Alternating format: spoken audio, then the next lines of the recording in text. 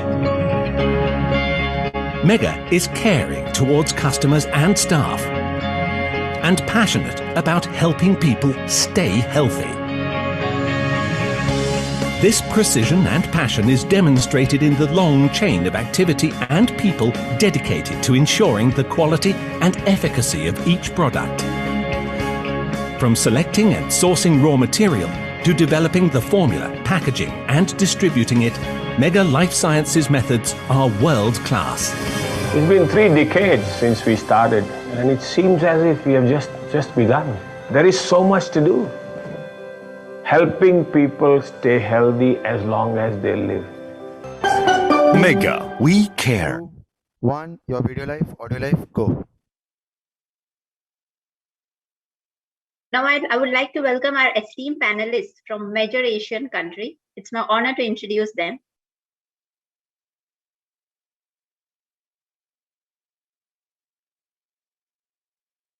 From Myanmar, we have Professor King Mong with us, who is a patron of GI and Liver Foundation, Myanmar, and director at Yangon GI and Liver Center.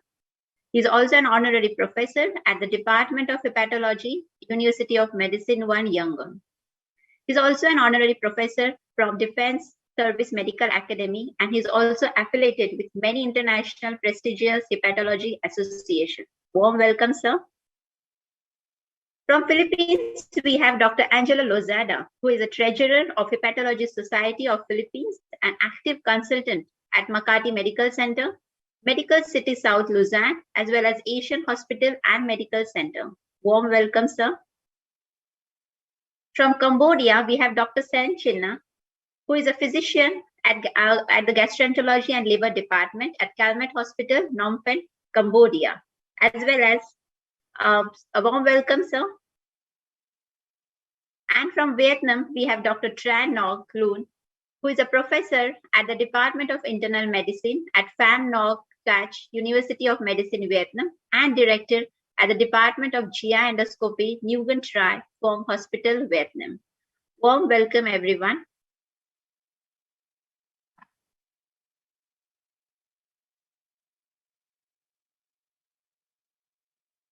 Now I request Professor King Mong Win to introduce our first speaker for today.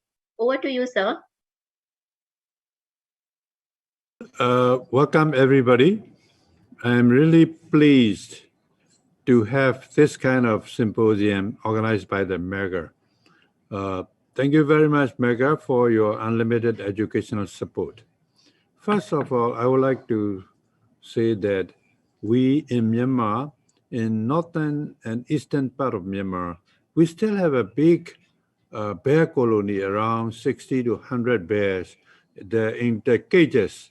And Bhal was taken out by the external fistula and sold to China.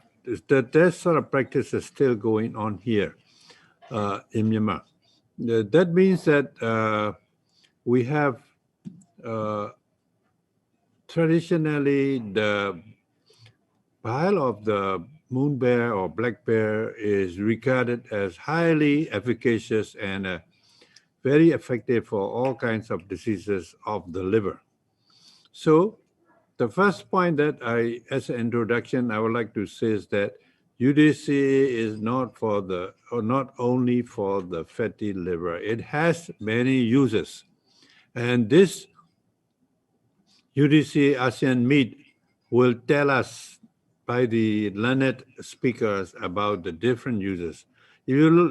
I'm sure the first speaker, Dr. Jesus, will tell us about the basic structure of the UDCA, the story of UDCA, the use of UDCA in different aspects of the liver disease. Allow me to introduce Dr. Jesus. He is currently head of the liver diseases group, and he's been a trainer in the University of Colorado, and if I have to introduce Dr. Jesus, it will take another 1 or 2 hours.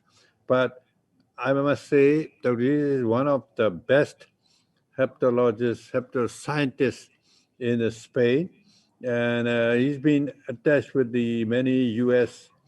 liver centers, and he's a steering committee member of the African Hepatology, member of the governing board of AEH, and currently participating in the 16 projects and supervised 12 PhD dissertations, 16 PhD students.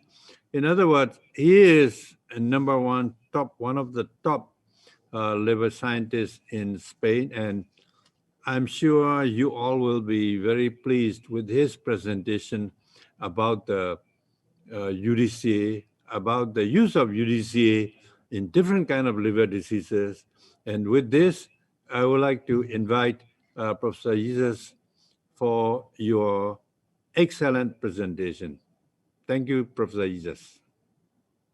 Thank you very much, Professor Kim, for your kind introduction. Good morning, everybody from Spain. Good afternoon in Asia. Also, I would like to thank Mega Biopharmaceuticals for giving me the opportunity to participate in this fantastic symposium, and in this regard to speak on novel insights of the role of UDCA in liver diseases, providing a 2022 update. Well, let's see. Now I think you can see my screen. That's good. So these are my conflicts. And as a general introduction and background, as Professor Kim mentioned, in the Chinese ancient medicine, they use the powder of the bile of the black bear called yutan to alleviate hepatobiliary disorders. Importantly, many years later, scientists found out that the bile of the black bear is highly concentrated of one bile acid called later on ursodeoxycholic acid with hepatoprotective and cholinergic features. In 1927, it was discovered the chemical form of UDCA from the bile of the Chinese black bear. In 1936, it was defined the chemical structure of UDCA and then synthesized. Importantly, it was found that this new bile acid was a chemical isomer of the oxycholic acid. So that means a bile acid with the same chemical structure, chemical composition, but with different three-dimensional structure. So based on this feature, this new bile acid was called ursodeoxycholic acid because ursus in Latin means bear. And this bile acid was a chemical isomer of the oxycholic acid. Bile acids are acidic esteroids synthesized from cholesterol in hepatocytes within the classical or the alternative pathways.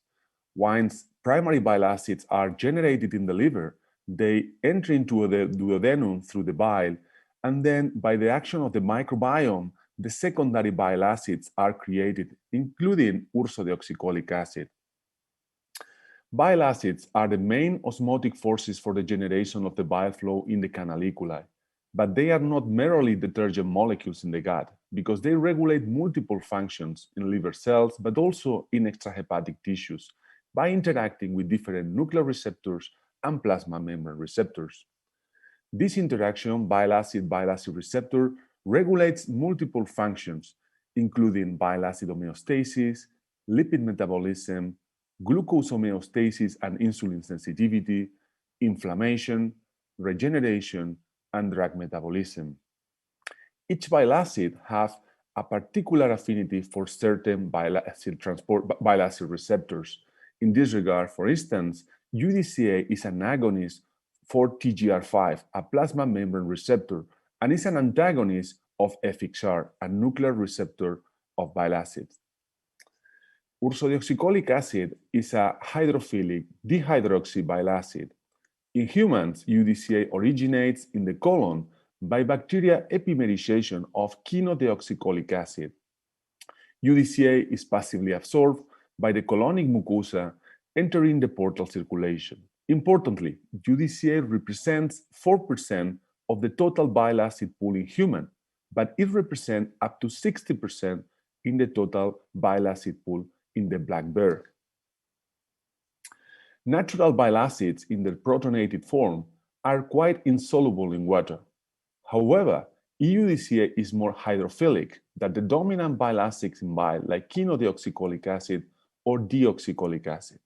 In this regard, the number of hydroxy groups and their orientation increase UDCA water solubility. Regarding bioavailability, After oral administration of UDCA, between 30 and 60% of UDCA is absorbed in the gut, mainly in the small intestine, but also in the colon. Oral absorption of UDCA is enhanced during the meals, and some medications can diminish the intestinal uptake, including several antacids and also several anti-cholesterol drugs. UDCA absorption and bioavailability can also decrease in advanced cholestasis. After intestinal absorption, UDCA enters the portal circulation and then is taken up by hepatocytes at their sinusoidal domain by two main bile acid transporters, NTCP and OATP. Within the hepatocyte, UDCA becomes conjugated mainly with glycine in human, but also it can be conjugated with taurine. And this conjugated UDCA is then secreted to the canalicular domain to the bile by the bile acid transporter BSEP, bile salt export pump. The half-life of UDCA in humans is between 3.5 and 5.8 days. The predominant route of elimination is the feces. In the colon, the unabsorbed UDCA undergoes mainly microbiome conversion into litocholic acid and then is excreted via the feces. Of note, in patients with cholestasis, increased renal clearance of UDCA also occur. So UDCA promotes a decrease in the biliary secretion of free cholesterol by 40% and also a decrease in the cholesterol absorption in the gut. By contrast, UDCA promotes the metabolic conversion of cholesterol into bile acids. UDCA does not change the total bile acid concentration, but it increases and modifies the concentration of certain positive bile acids in the bile acid pool. Our group and others have investigated the molecular mechanisms of action of UDCA, and altogether we have found that these bile acids have cholaretic features, very important cholaretic features, and also hepatoprotective features, including anti-apoptotic, anti-inflammatory, and immunomodulatory features. So in the next slides, I will show you the benefit of UDCA for the treatment of several liver diseases, mainly primary biliary cholangitis, Gallstone disease, and intrahepatic cholestasis of pregnancy, as well as other potential indications for other liver diseases. This meta-analysis, published in 2016, evaluated the long-term treatment with a mid-dose of UDCA between 12 and 15 milligrams per kilogram per day, including 7 clinical trials. As you can see, this data conclude that UDCA is safe, improves liver biochemistry in patients with PBC, delays the histological progression in early stages of disease, and also improves survival-free of liver transplantation.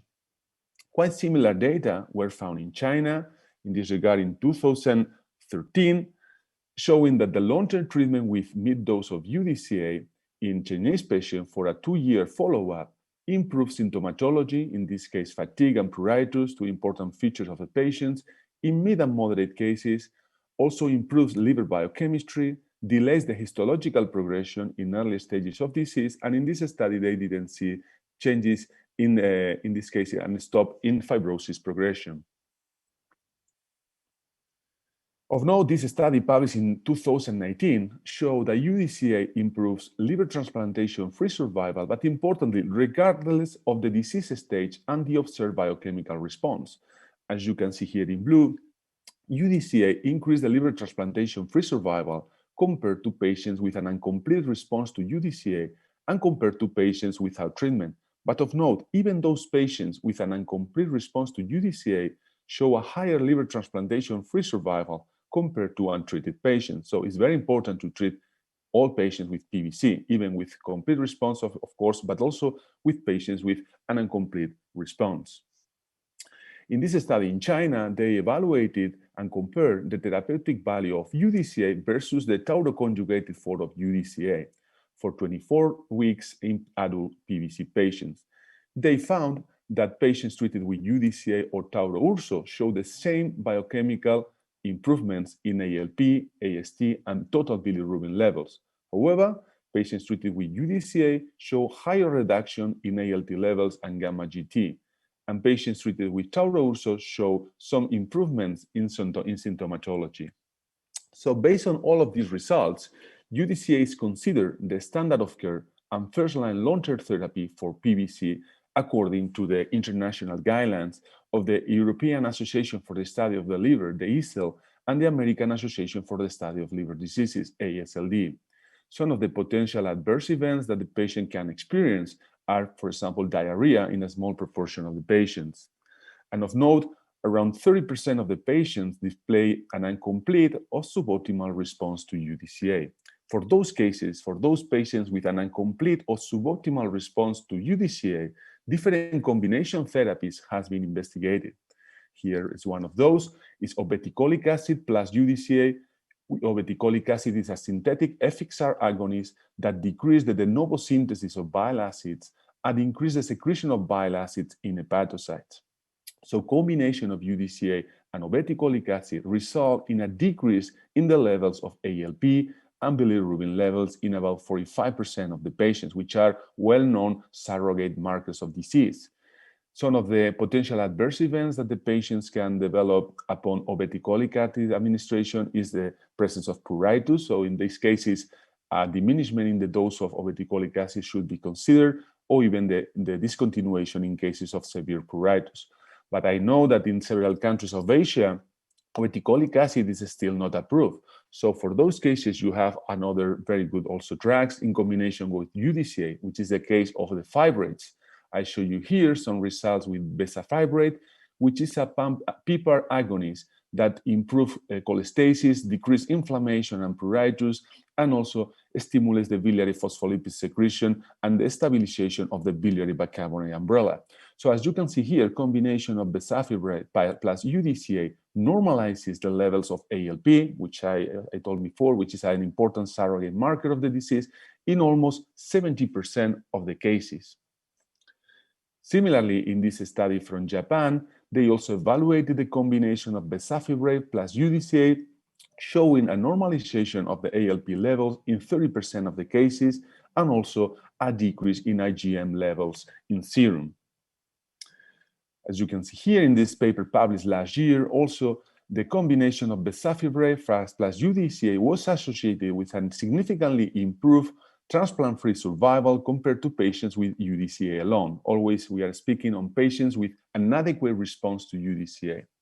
And importantly, this is a long-term treatment of 5 years with UDCA and bezafibrate, and scientists found out that there was not only an improvement in the biochemical response, also in the liver phenotype. They found a decrease in the liver inflammation and damage, and a significant regression in fibrosis in 50% of the patients. Other fibrates has been also investigated. This is the case of elafibranor, which is a dual PPAR alpha and delta agonist that decrease cholestasis, inflammation, and pruritus. As you can see here, combination of UDCA plus elafibranor in patients with an adequate response to UDCA improve ALP and pruritus. Another fibrate, saroglitazar, a dual PPAR alpha and gamma agonist, was also investigated in combination with UDCA, showing also a significant improvement in the levels of ALP and gamma GT. This is a very recent paper published this year.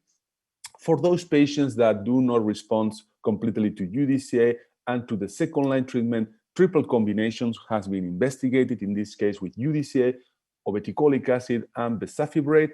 As you can see in the left panel, the triple combination significantly improve the levels of ALP compared to dual combination and compared to the baseline situation of the patients. If we are talking about the sequence of treatment, so UDCA, Ocaliva, or bezafibrate, or UDCA, bezafibrate, obeticholic acid, the sub-analysis showed that apparently the sequence UDCA, Ocaliva, and bezafibrate is significantly better in terms of ALP normalization and also in the improvement on pruritus. And finally, another drug has also investigated in combination with UDCA, which is budesonide, which is a synthetic corticosteroid that has shown to improve liver histology in patients with PBC and also the biochemical data, in particular the levels of ALP. Regarding Gallstone disease, It is well known for many years that UDCA induces gallstone dissolution, particularly the cholesterol gallstones. This study, published last year, is a meta-analysis showing that UDCA prevents gallstones formation also in morbid obese patients after bariatric surgery. So this could be considered a prophylactic treatment to prevent post-surgical gallstones formation. The proposed mechanism is the solubilization of cholesterol from the stone surface by UDCA. The candidate patients are those with radiolucent gallstones smaller than 20 millimeters in diameter and a patent cystic duct. The recommended dose between 8 and 10 milligrams per kilogram per day. The signs of poor response are no or minimal changes in the gallstone diameter within 6 or 12 months of UDCA therapy. And following complete gallstone dissolution, UDCA should be continued for 3 additional months to confirm the decomposition of the microscopic stones. However, unfortunately, gallstone stones usually recur in about 50 to 70% of patients. So in this regard, low doses of UDCA should be used as a maintenance therapy in order to diminish the recurrence of the rate of the stones by 50%. Regarding intrahepatic cholestasis of pregnancy, it has been shown that UDCA is importantly safe for both the mother and the baby before and after delivery and improves pruritus and cholestasis. Even higher doses of UDCA has been investigated, being also even more effective without any toxic effect for the mother and the baby. Importantly, I show you here a meta-analysis including 12 randomized control trials and more than 600 patients, concluding that UDCA is safe, effective, and reduces adverse maternal and fetal outcomes. In particular, UDCA reduces pruritus, ALT levels, serum bile acid concentration, induce fewer premature babies, reduce the fetal distress, and induce less frequent respiratory distress syndrome. On the other hand, UDCA increases the time of gestation, which is very important, and higher APGAR score. Which are other potential indications? Well, UDCA has been investigated, for example, for primary sclerosing cholangitis, another kind of cholestatic and immunomediated liver disease. In this regard, as you can see in the study of the left, UDCA has been shown to decrease the fatigue and pruritus and also the levels of ALP and gamma GT in a significant proportion of the patients. So the treatment of UDCA for 6 or 30 months led to clinical and biochemical improvements in different publications. On the other hand, high doses of UDCA were investigated, being well tolerated, and also were associated with a decrease in the serum levels of ALP, AST, albumin, and total bilirubin. Based on these results, the European Association for the Study of the Liver has recommended the use of UDCA for primary sclerosing cholangitis. For those patients with PSC with an adequate response to UDCA, combination of UDCA with fibrates has been investigated, showing a decrease in the levels of ALP and also in pruritus. However, this study for last year also evaluated, in this case, the potential value of UDCA for pediatric patients with PSC. In this case, showing no improvement in cholestasis and liver injury. Another potential indication of UDCA is for polyphystic liver diseases, which are genetic disorders characterized by progressive development of multiple liver cysts. Our group have conducted a phase 2 clinical trial in patients with PLD, showing that a proportion of the patients show an improvement and an inhibition of the liver cystic volume growth. And this was associated with a diminishment of ALP and gamma GP levels, and also associated with an improvement in symptomatology and quality of life. We are looking forward to conduct a phase 3 clinical trial in order to see also potential changes in liver volume, which were not observed at this stage. Some data that support our clinical trial is this study from Japan, case reports on patients with polycystic liver diseases, showing that UDCA improved the bile acid congestion and also the liver biochemistry, leading to a diminishment in the levels of ALP and gamma GT, and also in a stabilization of the liver volume. Another potential indication of UDCA is cystic fibrosis. This double-blinded multicenter trial included 55 patients with cystic fibrosis and liver manifestation, showing that mid-doses of UDCA were associated with a downregulation of gamma GT levels and also with an improvement of the clinical features. A 2-year prospective study, including 10 patients with cystic fibrosis, showed a significant improvement in liver histology, in inflammation, bile duct proliferation, and fibrosis. And in this regard, in cystic fibrosis, low doses of UDCA has been compared with high doses of UDCA. And of note, this study concludes that high doses of UDCA provides even greater improvement of liver biochemistry than lower doses. So UDCA should be considered for the treatment of patients with cystic fibrosis. However, whether UDCA affects the disease progression and survival is still unknown, and future studies should be performed. Another potential indication is PFIC, progressive familial intrahepatic cholestasis, a genetic disease. High doses of UDCA were evaluated for a period of 2 to 4 years, and this was associated with a significant improvement in the levels of gamma GT, AST, and ALT, and also with an improvement of clinical features, mainly hepatomegaly and pruritus. For alcoholic liver diseases, several studies were conducted to evaluate the potential value of UDCA. The first study showed that UDCA was associated with an improvement in the liver test. On the other hand, another study showed that UDCA has no benefit on the survival of the patients with severe alcohol-induced cirrhosis, so with very advanced stage.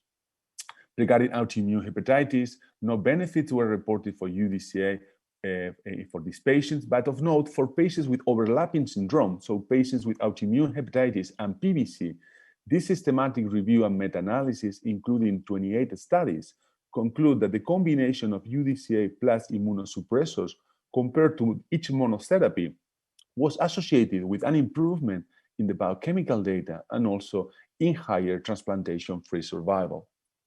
So in conclusion, UDCA is safe, is very well tolerated, up to 25 milligrams per kilogram per day, is hepatoprotective, is choleretic, has anti-apoptotic, antifibrotic, and immunoregulatory features, and is the treatment of choice for cholestatic diseases, mainly for primary biliary cholangitis, Gallstone disease, and intrahepatic cholestasis of pregnancy. Thank you very much for your attention.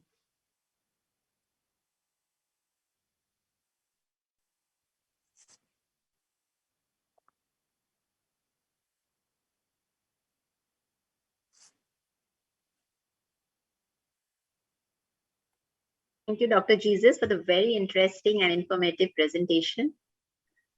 Now we move on to the next session. Now I request Dr. Sen Chenna to introduce our next speaker for today. Dr. Sen Chenna, please. Good afternoon to all. Thank you. And today I'm very honored, very happy to join with you the special day, the UDCA Asean team. And we're happy, we're glad to share with Professor, Doctor from different countries. And also thanks to mega company.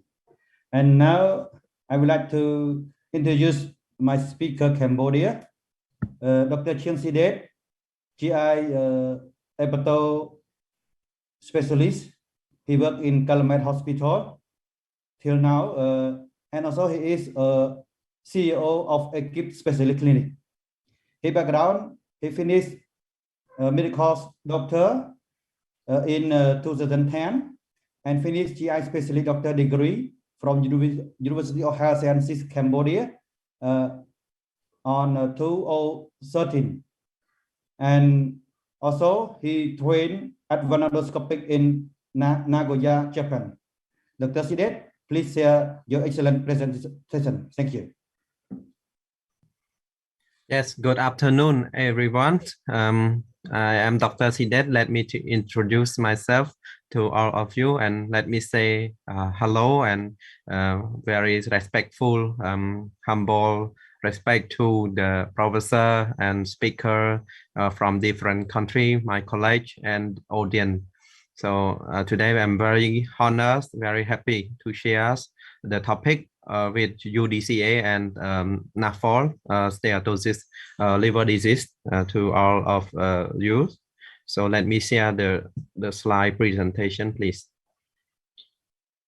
So let me start my presentation about UDCA related to Nafl, NAS, liver disease. So here is my agenda. So I will representation. I will presentation step by step from follow the following agenda. Here is my profile, my background, my profile background as Dr. Sanjana introduced myself already.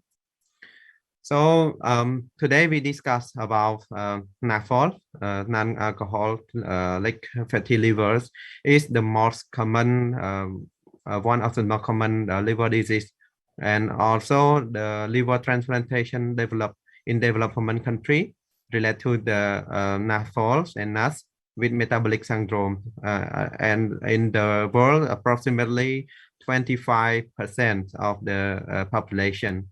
And very high in the Middle East and South Africa country as well. Also in Europe, and comorbidity approximately the same.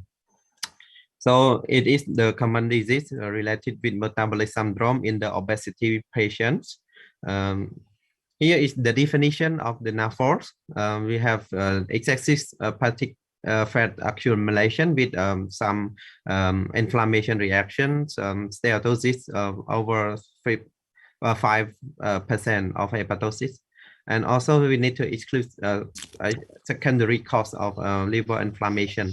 So the subspecialist subclassification of the Nafl, we have also NAF with the development of hepatic fibrosis, F1, F2, F0, F3, and also liver cirrhosis developing with HCC sometimes. Here is the spectrum of the Nafl. So we have Nafl, we have NAS, and also some patients develop HCC as well, and liver cirrhosis. And we also have the common liver inflammation disease. Besides steatosis and NAS, we have a lot of etiology and causes like some infection, and also metabolic problem like autoimmune hepatitis as well, and metabolic syndrome like celiac disease and Wilson disease also. Here is the pathogenesis of the Nafl patient, because lifestyle is very affective and very influence on the Nafl patient. And the lifestyle is concerned about 4 components like high calorie intake, excessive saturated fat, and high fructose intake. Also sedentary behavior. It can occur and can cause the obesity or overweight for the Nafl patient. And also the prevalence of the Nafl in the Western country, we observe around 17 to 46 adult patient that we can detect our Nafl and also diagnosis. And also please note that Nafl, it rarely come alone. It is most common, it's well related and associated with metabolic syndrome like diabetes type 2 or blood pressure, hypertension. Also some metabolic syndrome like dyslipidemia as well. And the Nafl, we also found out that around 7% normal weight patient, not obese, not overweight, but normal weight, also can develop Nafl as well. So here is the natural history of the Nafl for the age of for the over 8 or to 13 years development. So the history of the Nafl, we come from normal steatosis, and we develop can be developed to Nafl with the mild liver fibrosis like F1 or F2, and it also develop to advanced fibrosis, F3 or F4, and can cause the liver cirrhosis because of the chronic inflammation of the liver hepatocell. So it can also develop to the ACC and also the death of the patient. So here is the main natural history that we need to know about Nafl. So for the diagnosis, technically we depend on the liver biopsy to confirm the histological method for the Nafl and NASH. So the liver biopsy for the NASH, we also found out that we have steatosis with or without inflammation of the hepatocell. Also, we can found out some lobar or portal inflammation as well. And it can have the technician to evaluate the severity of the NASH or steatosis Nafl. So the common related metabolic syndrome or disorder that I mentioned above, that Nafl or NASH rarely come alone. They come together or associate with other metabolic syndrome that the technician or the physician need to explore about the association or related metabolic disorder that come with Nafl patient. Especially when we found out the inflammation reaction of the liver or adipocyte or muscle tissue. So the metabolic syndrome that the main three of the metabolic disorder that associate with the Nafl that we need to note and to explore is first is the type 2 diabetes. We need to diagnose it with the hemoglobin A1C or fasting glucose doses, or dyslipidemia, especially hypertriglyceridemia or low of the HDL cholesterol. Also, we need to find out that the patient have also high blood pressure or not. So the three components need to evaluate, need to explore, because it the risk of the Nafl associated with those metabolic disorder as well. Here is the diagnosis schematic of diagnosis of the Nafl that we need to know. Metabolic risk factor present. So we need to interrogate, we need to ask some question with our patient to search to find out that they have a metabolic syndrome or not. And we do the ultrasound to find out the image of the ultrasound that mentioned about the liver steatosis. And also we need to combine with the biomarker, especially the liver enzyme. If the steatosis absent and not more enzyme liver, just follow up for 3 to 5 years. And also we just follow up with the ultrasound and the liver enzyme, especially transamina and gamma GT as well. But with the steatosis present in ultrasound with the normal liver enzyme level, so we need to define or explore about the liver fibrosis by serum fibrosis marker or fibroscan. If low risk, okay, just follow up for the 2 or 3 years with liver enzyme and fibrosis marker or fibroscan. But with the medium risk, we need to send them to the specialist doctor to find out and classify them for the treatment or not. And with the abnormal liver enzyme, we have to send the patient also to meet the specialist doctor to define the diagnosis, the real Nafl, NASH, or they need the treatment or not. So let me move to the treatment. The treatment of Nafl or NASH, it depends on the most important is the lifestyle of the patient. So the diet and the lifestyle role change is the most important and the key for the treatment. So we need to change some unhealthy lifestyle for the Nafl patient.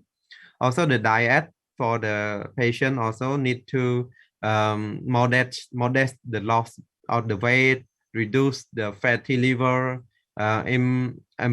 can improve the inflammation reaction of the liver function and the liver parenchyma.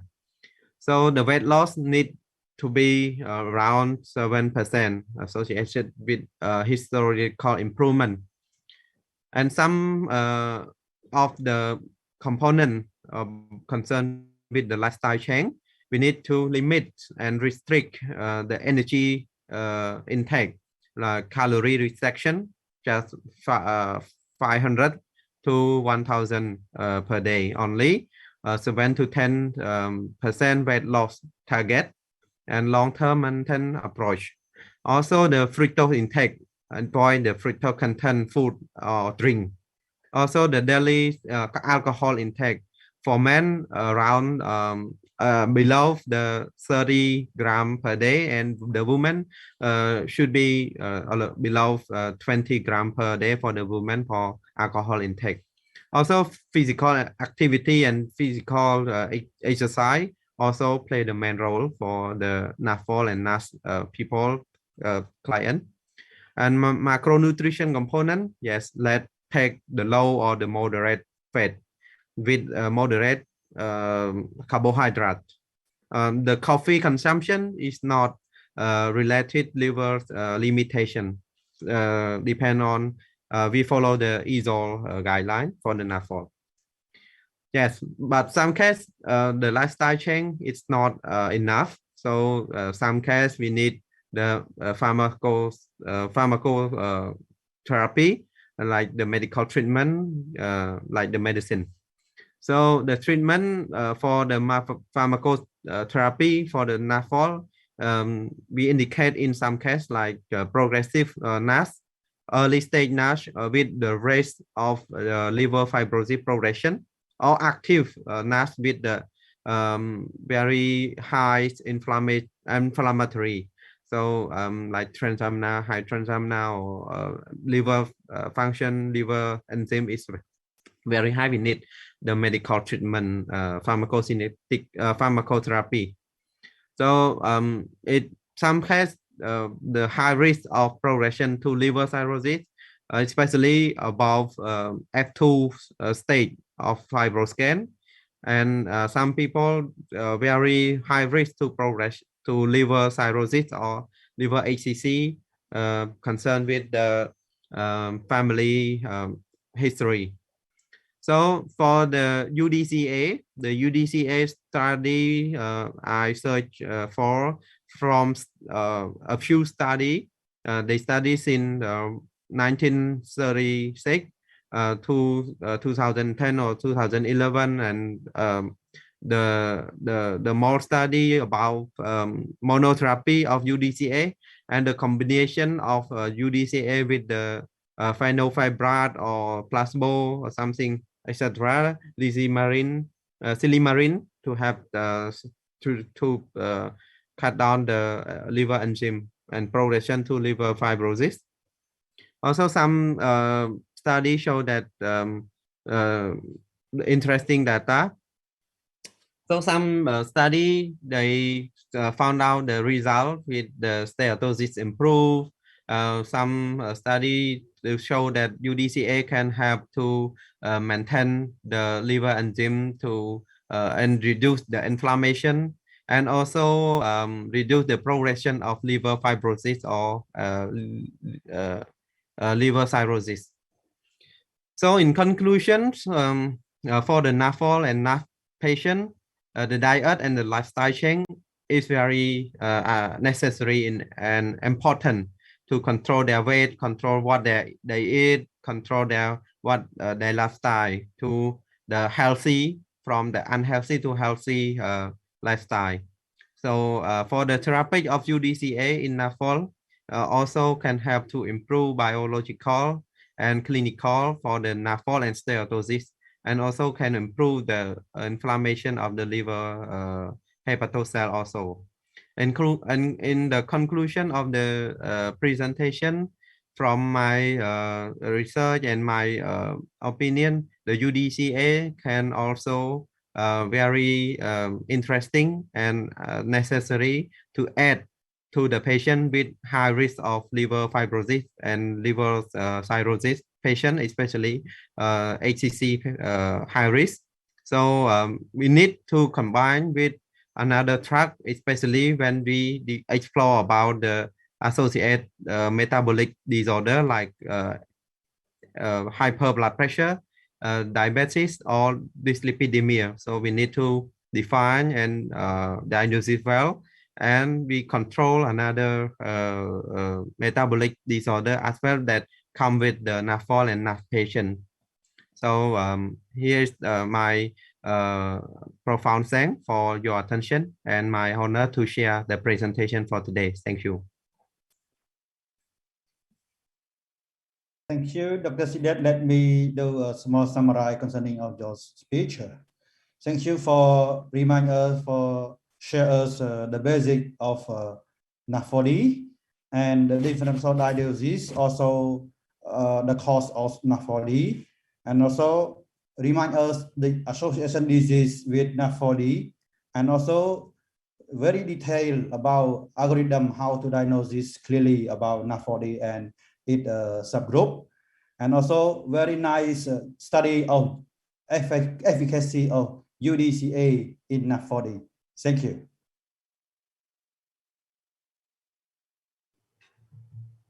Thank you, sir, and thank you, Dr. Cheng Sidet. Now moving on to our third session for today, I request Professor King Mong Win to introduce our Professor Kwasutun from Myanmar. Sir, over to you.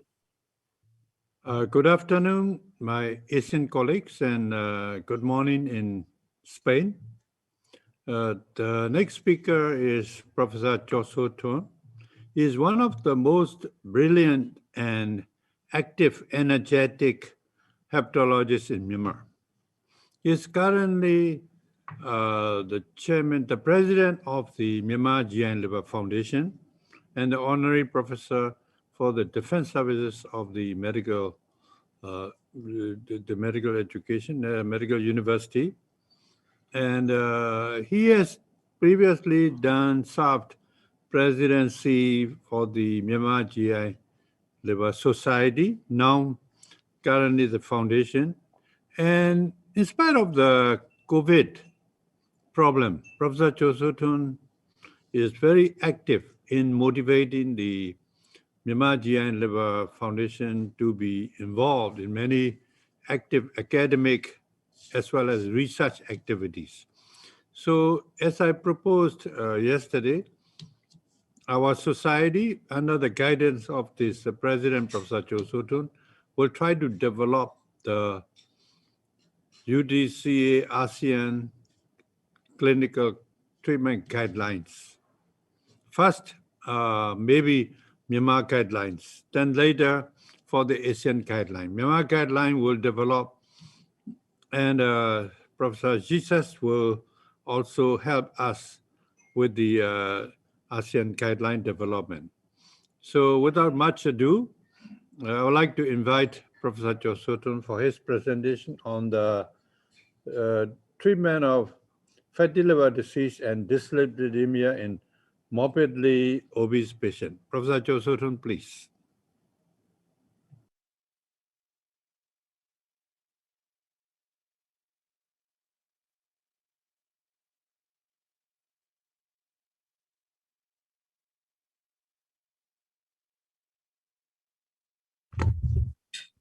Thank you, Xiaoyi, for your kind introduction. Good afternoon, everybody. Good morning, Dr. Jesus, and all. I'm very grateful to Mega for letting me participate in this great event. And thank you for all the audience for their time. So I'll be presenting on the UDCA for treatment of fatty liver disease and dyslipidemia in morbidly obese patients. Thank you, my Cambodia counterpart. Yes, presented fully about the Nafl team. So I will be emphasizing much on obesity and dyslipidemia. So as you seen these graphs, every country, man, woman, adult, including the girls and boys, the incidence of obesity is rising. So we can call it an obesity endemic. Some call it a pandemic, as if we are born to obese. The definition of obesity, as you all know, is excess body fat or excess body adipose tissue. But the term we are using is BMI, which doesn't exactly measure the fat content. If you look at this picture, these two persons have the same BMI of 30, but the one has a 5% body fat and another with 30% body fat. So one is muscular and one is fat only. So as my Cambodia counterpart has said, we should be emphasizing, if we should emphasizing on the metabolic aspect of this fatty liver, we should do more than BMI. We should be examining the other components of the body part, like the fat mass, the body water, and protein and minerals. Even if we can do everything, we should do the two compartment model like fat and non-fat free mass. We can do it by measuring tapes. And then if we have a sophisticated machines, we can do a body impedance analysis, body part, skin folds, DEXA scan, or underwater weighing. But we should be doing more than BMI for our patients. Not all obese patients are bad metabolically. If you see this case, pear shape is much better than apple shape. And then the hip waist ratio. The distribution of body fat is much important than the total fat mass. So if the hip waist ratio is less than 0.75, it is excellent, but it is more than 9. It is very, very bad, like the apple shape as I have shown. So the consequence of fat distribution, if you look at this picture, this man has a fat distribution at the upper body. The limbs are free of fat. And then his insulin requirement is 100 at that time. He had a bariatric surgery, and then after that, he had a fat distribution on the limbs, equally fat distribution on the limbs. And then his insulin requirements goes down to 35. So the fat distribution is also important. There are not only one type of cells. There are several types of cells, including white fat cells, the beige and the brown fat cells. The white fat cells, they store fat. This is the energy storage for our body. But the brown fat cells, it burns the energy. If you take a 300 kilocalories of cake, the white cell will store it, but the brown cells will burn it to energy, to thermal heat.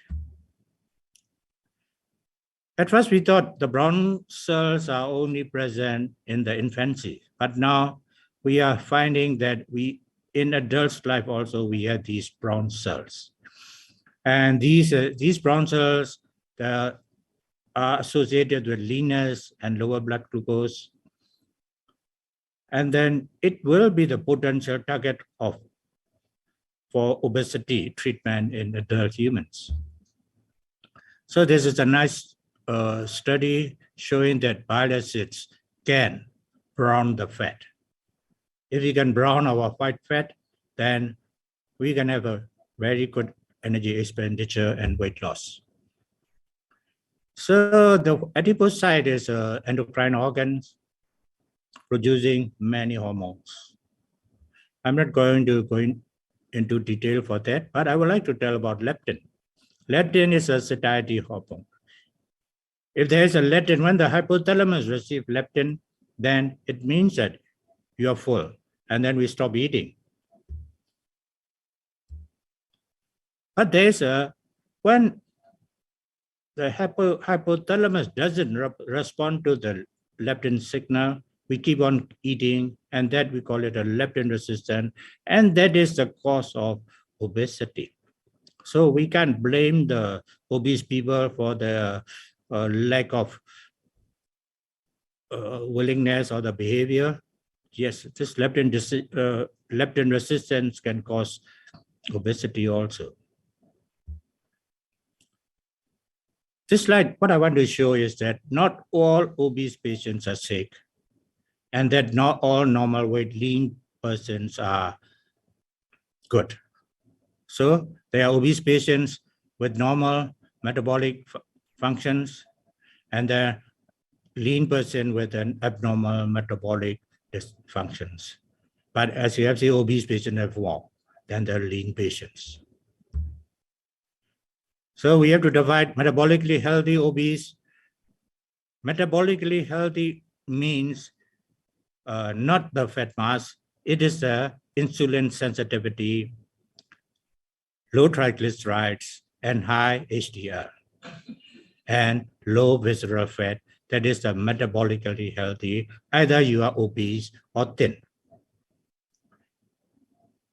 Either you are obese or thin if you had a high visceral fat, insulin resistance, low HDL, high triglycerides, then you are metabolically unhealthy. If you look at the MI fat fraction maps, in a thin person with a liver fat of 24%, and an obese patient can have only 2.6% of liver fat. So obesity isn't the cause of this metabolic dysfunction. So the causes of obesity is multifactorial, including the genes, high carbohydrate intake, high energy dense foods, and worse is this high fructose corn syrup containing sweet drinks.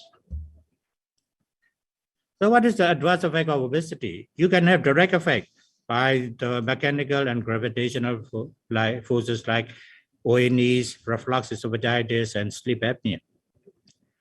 But obesity can also have associated or cause cancer and metabolic disease, which we are not very sure.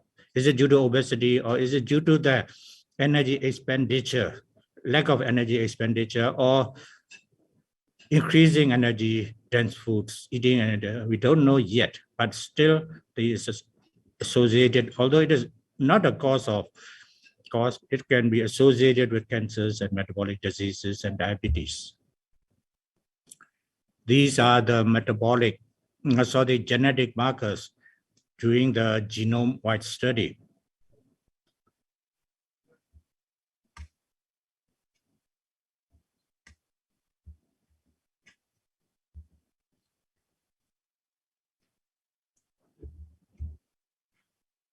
Okay, if I have to move on this lipidemia, so these are everybody knows that these are types of lipidemia and the various levels of our lipids. I would like to touch on ceramide. This is what is a new thing coming up, which is which decrease glucose and amino acid uptake, which promote fatty acid transport, and mitochondrial exhaustion, ER stress are caused by these ceramide. They are very good for cosmetic reasons. They are used for skincare. But if the different ceramides in these studies you have seen can cause premature coronary artery disease and obesity. And it is one of the worst fat in the body. So you can see ceramides can cause or can progress our fatty liver to fibrosis and then NASH. But another side of ceramide is that it increases apoptosis. So in the liver, if you have ceramide, you can have a fatty liver progressing to NASH. But if you don't have, you can have HCC. So we are still not sure how to treat ceramides in our management of Nafl. Another thing is coming up is the exosomes, which contains lipids, enzymes, the messenger RNA, microRNA, and these are extracellular vesicles coming out from the cells. Although we have known exosomes for about 30 to 50 years, it is an area of infancy still yet. Most evidence of biological effect of exosome cargo has been seen in macrophages via adipokines and microRNAs. Indirect effect of these adipocyte exosomes on insulin resistance is also suggested. So this is one of the exosomes are one of the causes of these metabolic syndrome, progressing to cardiovascular risks, progressing to liver mortality, I think. And the atherosclerotic process acted upon my adipocytes through exosomes. So you can see that exosome-mediated intracellular communication in the progression of atherosclerosis. But as the exosome contains these adhesive molecules and the antigen receptors, we can manipulate exosomes to treat cancer or even to treat the atherosclerosis back. The fatty liver disease, it is metabolically associated or alcohol-associated or secondary causes. These are the timeline of fatty liver diseases having different names and proposals. Now in 2020, we've been proposed to change it to metabolically associated fatty liver disease, Nafl. So we'll be abandoning alcoholic fatty liver disease and NASH. And we will go on after assessing the metabolic factors like waist circumference, BMI, glucose, triglycerides, HDL, blood pressure, and insulin resistance.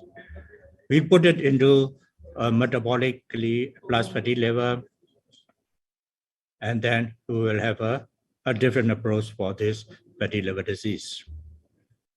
And what I want to remind you is that the severe the liver disease, the worse the atherosclerosis or CVD events. In the normal liver metabolism, the insulin acts on glucose through FOXO1 receptor and SREBP gene. In a pure insulin resistance, the glucose and SRBP are also downgraded. So you had a high glucose but normal lipids, or especially triglycerides. So you call it a diabetes mellitus, not a metabolic syndrome. For a selective insulin resistance, if you block FOXO1, but if you keep on functioning the SREBP1, making more triglycerides, then this is the metabolic syndrome, which is hyperglycemia in plus high TG, very low density lipoprotein, and low. So these are the drug therapies which my Cambodian counterpart has already tell us in detail. But I would like to remind you, one is now the weight control pen, or the magic pen, you call it, the liraglutide, is now become a popular, and then it's an effective means of for treating overweight people. So these are the cytokines pathway, where the very busy one for liver, adipocytes, and I can't go into detail. But I want to show, the reason for showing is that how complicated the fatty liver, the obesity, the NASH can be. So the UDCA has been lovely presented by Dr. Jesus. Then I will present you some clinical trials. In the animal model, mouse models, where we can knock out the genes, the results are very, very impressive. But in the human counterpart, when the human trials, we don't see that much improvement, but still we see the positive effects of UDCA on the liver and obesity through the anti-apoptic effect, the antioxidant effect, reduction of TNF alpha and TGF beta. So in this study, we can see that UDCA improves the enzymes. And then another studies, then we see the improvement in ALD, AST, gamma GT levels. Some even gone down to 25% gone down to normalize the ALD level. So no, and even some studies shows that they had a reduction in caspase 369, that is pro-inflammatory cytokines. So these studies also shows that they had a weight improvement plus the enzymes and plus the ultrasound grading of liver. And in these studies, the carotid enzyme thickness has also been reduced, can be reduced by UDCA, reducing the complications of CVA and cerebrovascular.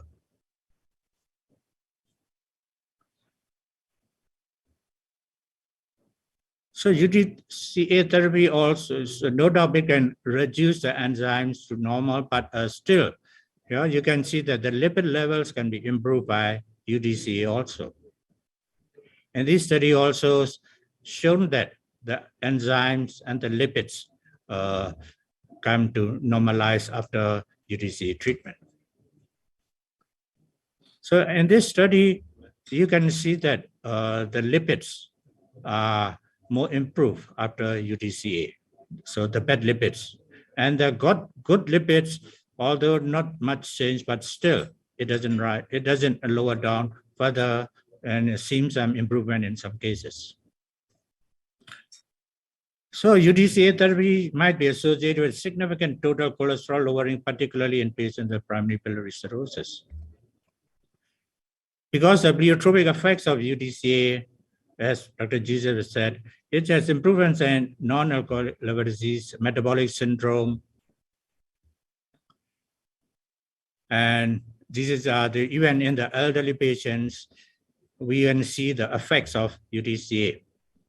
And also in this case control studies, we can see the effects of UDCA on the enzymes, the liver parameters, the lipids, and also in the farneside X receptor antagonist effects of this UDCA on metabolism and in morbid obesity. It can affect dyslipidemia. So this is a beautiful UDCA produced by Mega Asulif, but in Myanmar we call it Asumex. So in summary, morbid obesity and Nafl is not a benign disease. It increased mortality and morbidity, and it increased cardiovascular and cerebrovascular events. So you need a full assessment. So BMI only is not enough. We should measure the fat mass and the fat distribution and the type of fat also. And then fibrosis assessment is crucial in evaluating Nafl disease. And our management should focus on weight reduction measures and reduction of risk factors, timely pharmacotherapy. UDCA as adjuvant for better control and modification of liver parameters in obesity, management of obesity, dyslipidemia, and Nafl. No doubt, you can see all the research papers showing the positive effect of this. And another beauty of UDCA is that we don't see much side effects. So it is safe also to use in the management of this metabolic dysfunction. With that, I would like to thank Mega and all the audience also. Let's eliminate hepatitis. Let's collaborate. Our hepatologists, let's join hands to celebrate, eliminate hepatitis. Thank you very much. Thank you.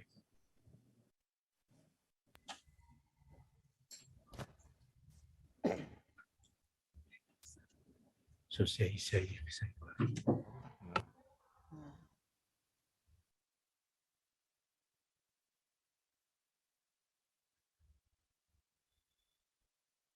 Many thanks, Professor Kosutun. Thanks for the very good session. Now we move on to the next session. We have from Vietnam. I would request Dr. Tran Ngoc Lu Phong to introduce our next speaker, Dr. Lê Thị Thuet Phong. Over to you, sir, Dr. Tran.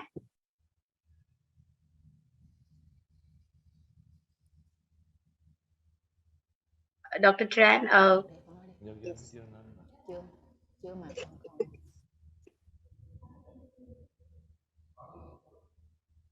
Hello. Hello, được chưa? Hello, my colleague and all delegates from other countries. After three topics, very interesting topic about NASH, Nafl, and obesity and liver disease and UDCA. We will continue with a very hot topic right now. This is the liver and COVID disease and the benefit, the property of hepatoprotective UDCA in COVID and liver disease. And the speaker who will present this interesting topic is Dr.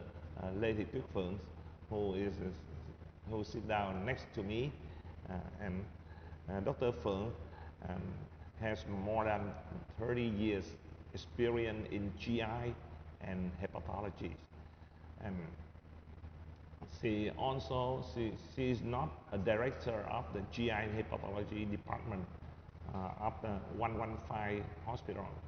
She is also a professor of military medical university, and right now this topic will be presented by Dr. Phong. Now please, Dr. Phong. Thank you. Good afternoon, everybody. I'm from Vietnam. Today I talk about impact of COVID on liver disease and hepatoprotective effect of ursodeoxycholic acid. I think it's hot topic. My presentation is, you know, SARS-CoV-2 virus has infected millions of people worldwide. Obese, diabetic, chronic liver disease individual had a bad prognosis for progression. Make sure an association between liver disease and severe COVID-19. Chronic liver disease is associated with immune dysregulation and inflammation. It is an unsurprise that patients with CLD may carry a greater risk of adverse outcome following SARS-CoV-2 infection. COVID-19 affects the liver metabolism and increase the morbidity and mortality of individuals with CLD. How about COVID-19 and liver? COVID-19 associated liver injury is defined as any liver damage occurring during disease progression and treatment of COVID-19 in patients with or without pre-existing liver disease.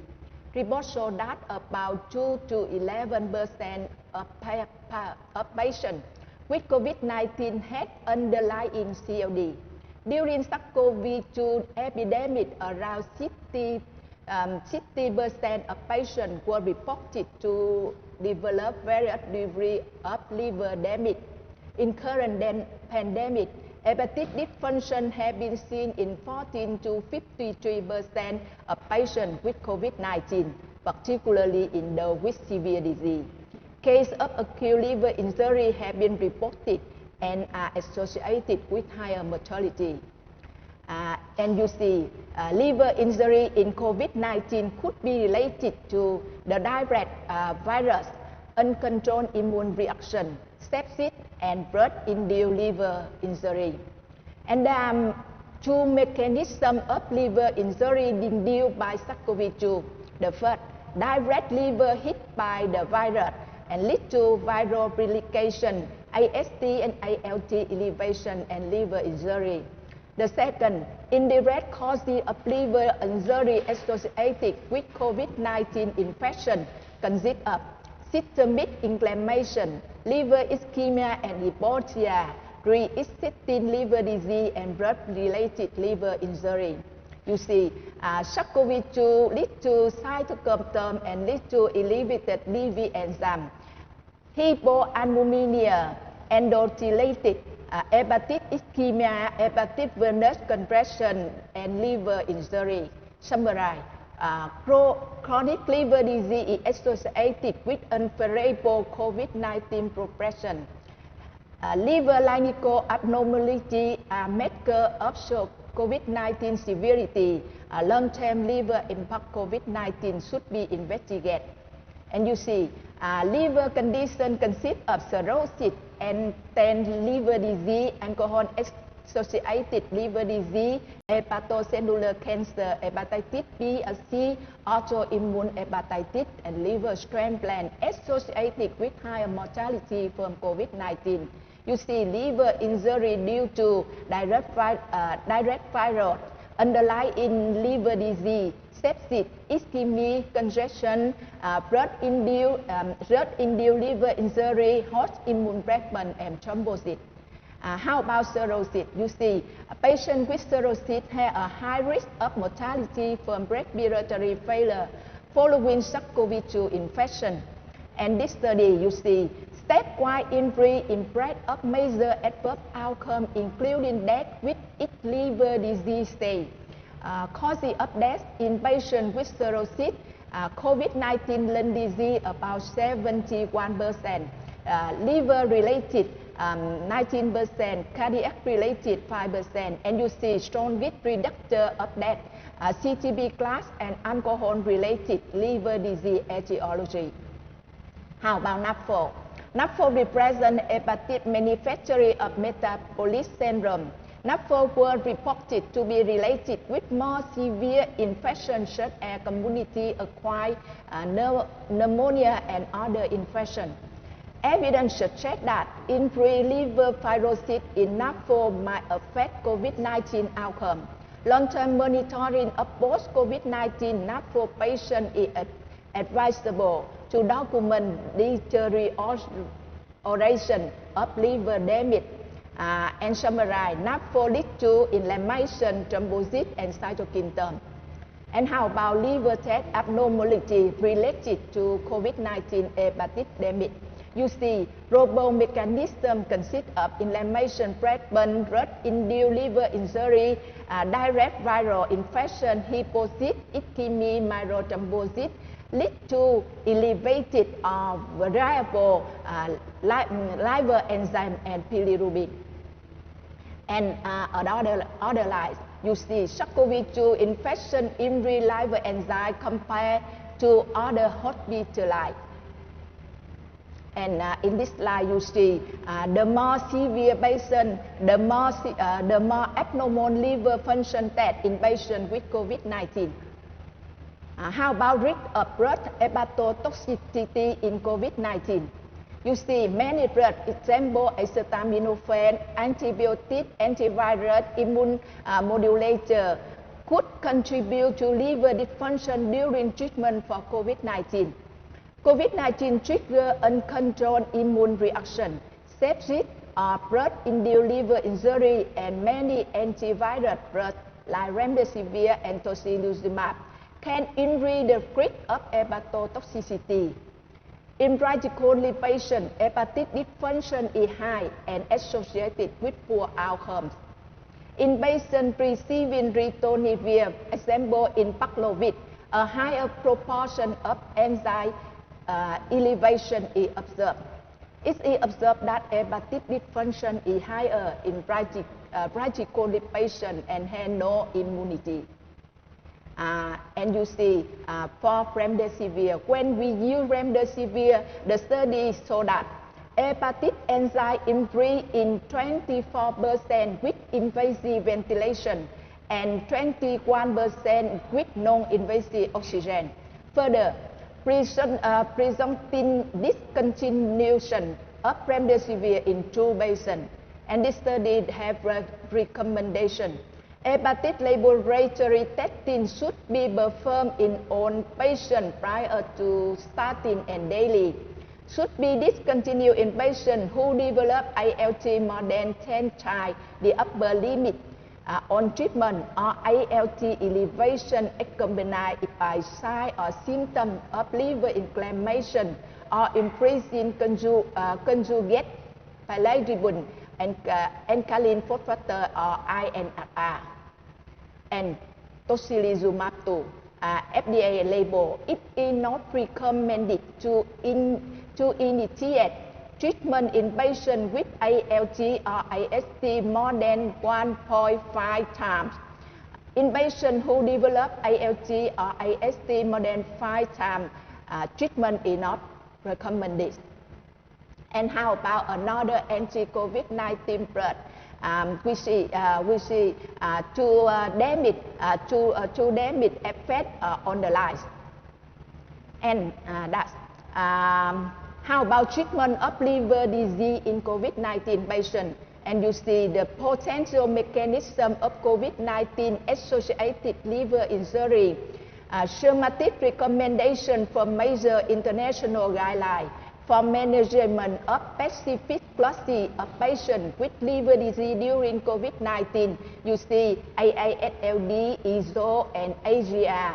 All agree that treatment goals are antiviral, complication of COVID-19, underlying disease, and reduce liver injury. Today, now I talk about reduce liver injury. You see in this guideline, in COVID-19 infection, also the oxalic acid recommend to purple for anti-inflammatory, antioxidant, immunomodulatory, anti-apoptotic profile, inhibition of pro-inflammatory cytokine production. How about hepatoprotective effect of UDCA? You see, we are all know managing both apoptosis and the hyperimmune inflammatory treatment is essential while managing COVID-19.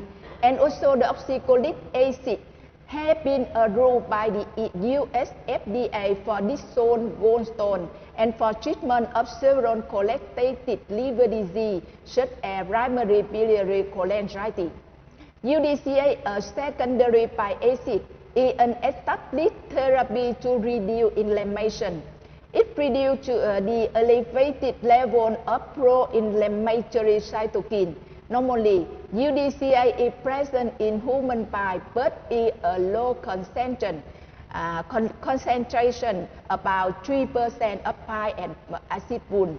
It has been shown to possess antioxidant, immunomodulatory, and anti-apoptotic property.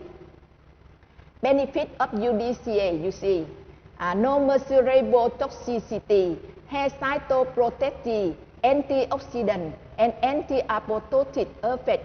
It can be administered orally. Promising therapeutic effect in COVID-19 induced pneumonia and related lung edema. You see, interaction of spike protein and lipid membrane of SARS-CoV-2 with also the oxalic acid. UDCA has an affinity and remain attached to central elite of H2 of the spike protein monomers. UDCA interacts in a zone between HR1 and HR2 regions. It also tends to remain membrane-bound in presence of cholesterol molecule. UDCA interacts with the SARS-CoV-2 spike protein, destabilizing the interaction of the virus in target cell. UDCA tends to stay bound to membrane, which could potentially reduce internalization of SARS-CoV-2 in host cell. And according to WGG, liver function can be supported by adding silymarin and isodeoxycholic daily, especially if viral infection is associated with rising transaminase and serum total bilirubin. And further, UDCA is a potent hepatoprotective drug in the management of chronic cholestatic liver disease. UDCA is a potent therapy. UDCA is also an effective inflammatory agent. you see this study, UDCA significantly decrease the expression of the inflammatory cytokine. UDCA in the presence of LBS increase the anti-inflammatory cytokine. And further, UDCA has strong antioxidant property and remarkable scavenging efficiency. Given that UDCA is a well-known liver protective agent and play a rescue in front from serious health problems like DILI, and you use UDCA at a dose of 12 to 15 milligrams per kilogram per day is safe and recommended. And according to WGS, why there is no specific treatment for COVID-19 till date, combination of antiviral, immunomodulator, antibiotic, and steroid should be in addition to hepatoprotective blood. And you saw literature review. For the best management of SCCIB symptom and disease progress that might be counteracted with anti-cholestatic cholangioprotective blood like UDCA or newer UDCA. How about SARS-CoV-2 infection complicated by intrahepatic cholestasis of pregnancy? You see UDCA were beneficial in resolving the SARS-CoV-2 infection as stressed by a present publication. And I have conclusion. Property of UDCA. Biochemical property of UDCA. Stimulation of hepatobiliary secretion. Cholesterol regulation. Cytoprotection, regulation of glycometabolism, immunomodulatory effect. And we have clinical application of UDCA. Approved indication have cholesterol gallstone dissolution, primary biliary cholangitis, and we have many off-label about UDCA. Example, primary sclerosing cholangitis, PLD, autoimmune cholangitis, intrahepatic cholestasis of pregnancy, hepatobiliary disorder, Parkinson's disease, Huntington disease, hepatic sarcoidosis, chronic hepatitis C, shock power syndrome, obstructive jaundice, chronic liver disease, Nafl, Barrett esophagus, family adenomatous polyposis, prevention of colorectal cancer, chronic heart failure, and retinal detachment. Thank you for attention.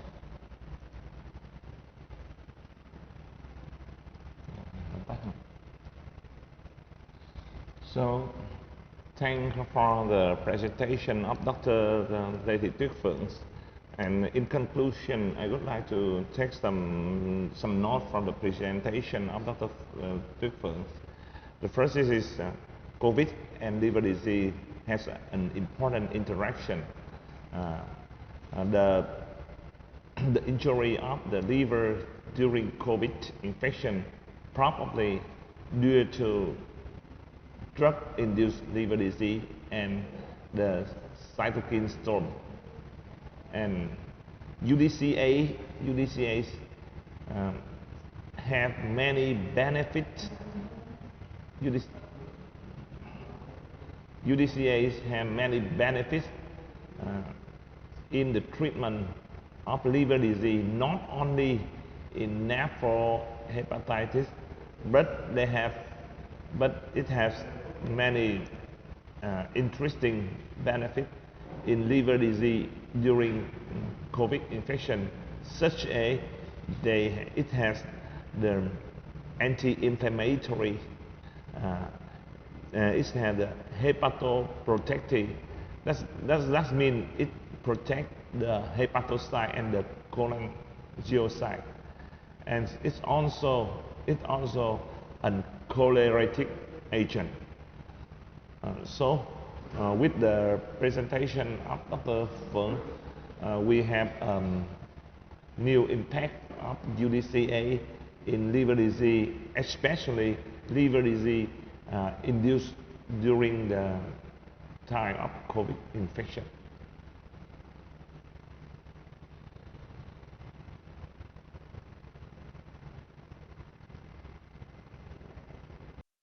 Thank you, sir, and thank you, ma'am. A very good session, and good to know that UDCA can be used as a hepatoprotector in COVID-19 patients. Now we have the last session on very interesting topic from Philippines.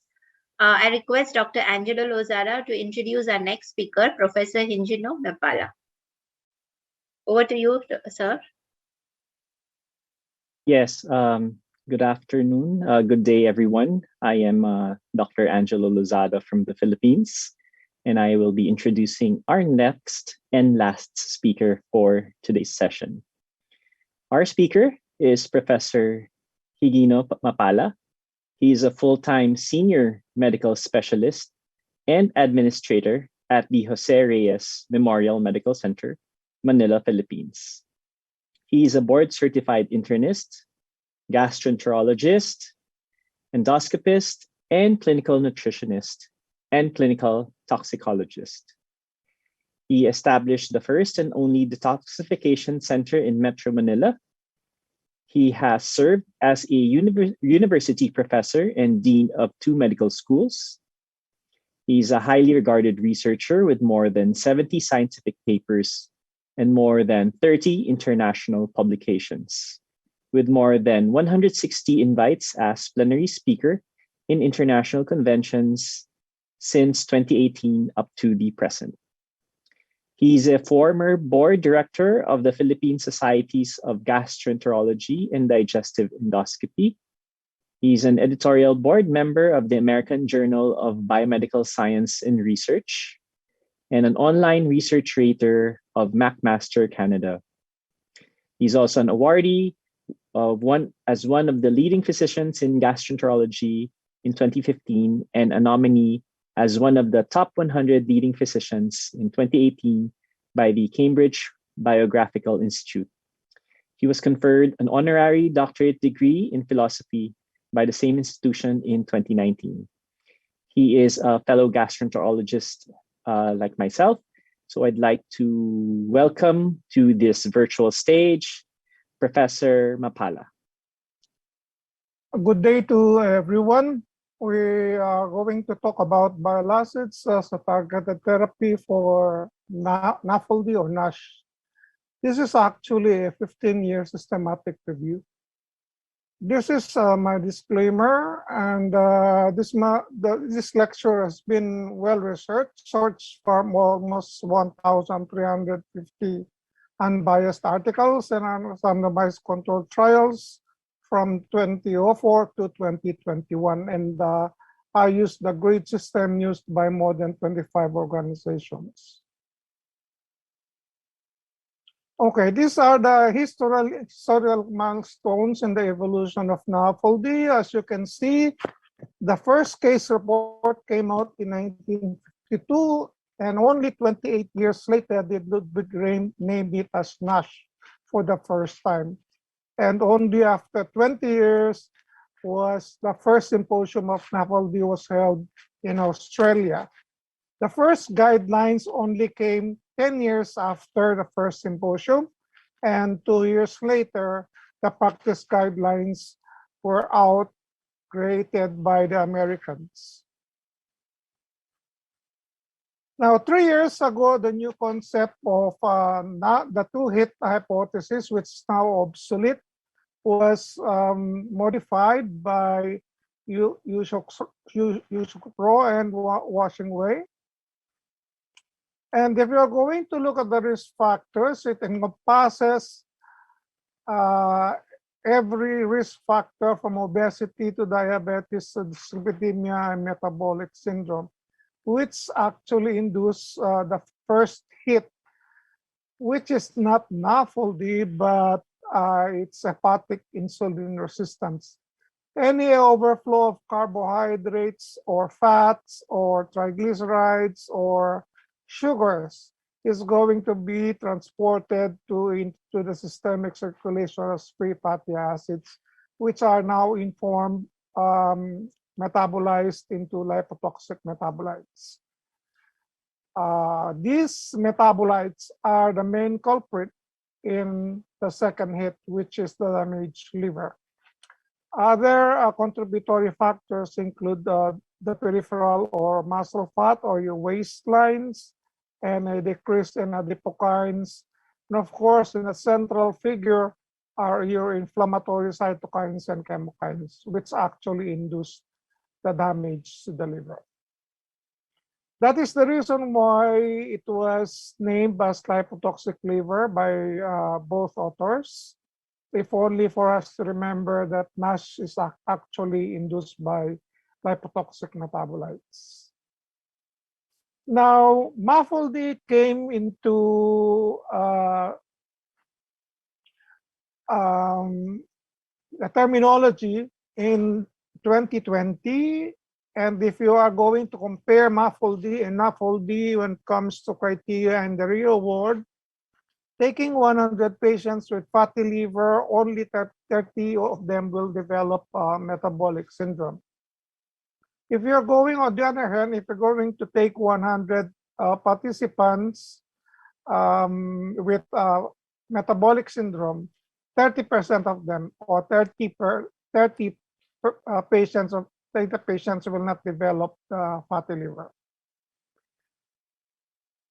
And what's in the name? Renaming NAFLD to MAFLD. If you, as you can see, it is the proposed definition, and it's based on the presence of hepatic steatosis plus one of the following: obesity, diabetes, and any metabolic disorder. It is not a diagnosis of exclusion. The drawback for this term is that it is ambiguous when it comes to definition of metabolic disorder. It should specify specific underlying causes, not associations. Remember, MAFLD is metabolic syndrome associated fatty liver. So we really need the consensus among all stakeholders in order for us to really adopt the term MAFLD. Aside from that, there are questions unanswered by the concept of NAFLD. NAFLD can occur without the metabolic syndrome. Not all diabetic therapies are effective. Not all antihypertensives are effective. Not all lipid-lowering agents are effective, and not all hepatoprotectants are effective. And when it comes to obesity, we still don't have an FDA-approved weight loss pill. Now, aside from the associated metabolic syndrome, there are also associated non-hepatic medical conditions associated with NAFLD. Remember that 50% of them actually are very high risks for the formation of colorectal adenomas.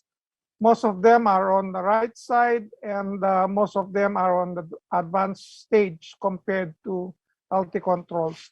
That's the reason why colorectal cancer screening is strongly indicated in this group. This was confirmed by ESEL and recently confirmed by the American College of Gastroenterology. When it comes to cardiovascular risks, this is the latest presented by Niedersir in ESEL 2019. If you're looking at NAFLD, almost 40% of them will develop cardiovascular risks independent of Framingham risk factors. Now, this is a study made by the Interagency for Research on Cancer.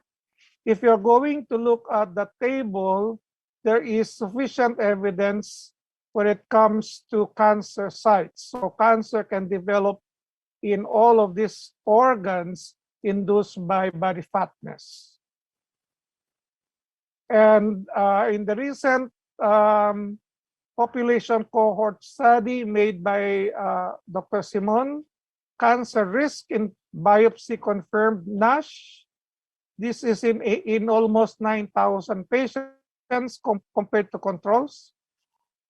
NASH actually increases hepatocellular cancer, that's a given, whereas the contribution of extrahepatic cancers are modest.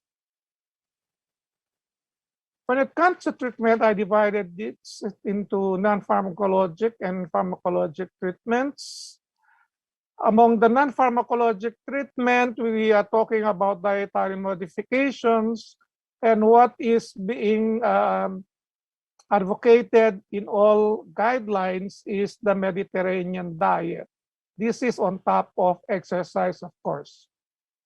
When you look at the Mediterranean diet, you should have a daily serving of these food groups, fruits, vegetables, etc., and less of red meat and sweets. And another modification of this Mediterranean diet done in the Direct Plus study, this is called the Green Mediterranean diet. There is actually a significant decrease compared to just the Mediterranean diet in 18 months. There is a reduction in weight and a reduction in intrahepatic fat. Now, when it comes to other non-pharmacologic therapies, we talk about bariatric surgery compared to intensive medical treatment. At 1 year, you can see here in this table that diabetes can go into remission. Your glycosylated A1C and your fasting blood sugar will go back to normal, and the patient will no longer take in diabetic medications. But in 3 years, you can see that the parameters start to go up. And after 5 years, you can see that both bariatric surgery and intensive medical treatment for NASH are on the same level. There is no difference between the two. Now, when it comes to liver transplantation, it's not an option because of its recurrence within 5 years. There will be no change in the, insulin resistance, and there is a rebound increased hypertriglyceridemia in post-transplantation stages. In this European study, NASH only accounted for 4% of all their transplantations, which confirms that transplantations is not an option. When it comes to pharmacologic therapies, we talk first about diabetes mellitus, and we are talking about all those that needed therapy across all the major guidelines. If you're talking about ASLD, ESL, and APASL, you can see there are differences in terms of semantics. ASLD will only give treatments among biopsy-proven NASH. ESL will give treatments for NASH, especially in high-risk patients, while APASL will not start treatment unless your ALTs are elevated. Now, when it comes to all the guidelines, there are only 2 medications that are mentioned with strong recommendations. These are vitamin E, which reduces the Nafl activity score and fibrosis. This is based on 15 randomized controlled trials. As you can see, the markers are almost close to the center. So this is a promising treatment only for obese patients 15 to 50 years old. And when it comes to pioglitazone, even those without diabetes, it can improve NASH and prevent advanced fibrosis. In diabetic patients, this is an 18-month outcomes. This is a randomized double-blind phase 4 study. If you're going to look at the primary endpoint, there's a 2-point reduction in NASH, and the secondary outcomes are significantly improved. Now, the drawback of these two medications is that if you are going to take vitamin E beyond 800 IU per day, there's an all-cause mortality risk. This is confirmed further in deeper analysis by the American Heart Association that indeed there is an increase of mortality. There is also an increased risk of hemorrhagic stroke risk and increased prostatic carcinoma. On the pioglitazone side, over 2 to 4 years, you start to gain weight. There is which is contrary to our objectives. There is a risk of osteoporosis among women and an equivocal bladder cancer risk in some studies. That's the reason why the use of these agents should be personalized for selected patients with biopsy-proven NASH after consideration of a risk-benefit ratio. Now, this is the Lynn study using liraglutide as a substitute for pioglitazone. This is a phase 2 study, preliminary results. When it comes to primary endpoint, you can see that there is a significant histologic improvement, a significant weight loss, a significant decrease in ALTs. When it comes to other diabetic treatments like SGLT2 inhibitors, this is an umbrella review of systematic reviews. This is based on 7 systematic reviews. At the end, since none are rated as high quality and only one as considered as moderate quality, they ended up concluding that there is no evidence of liver fibrosis improvement using this classification of diabetic medications.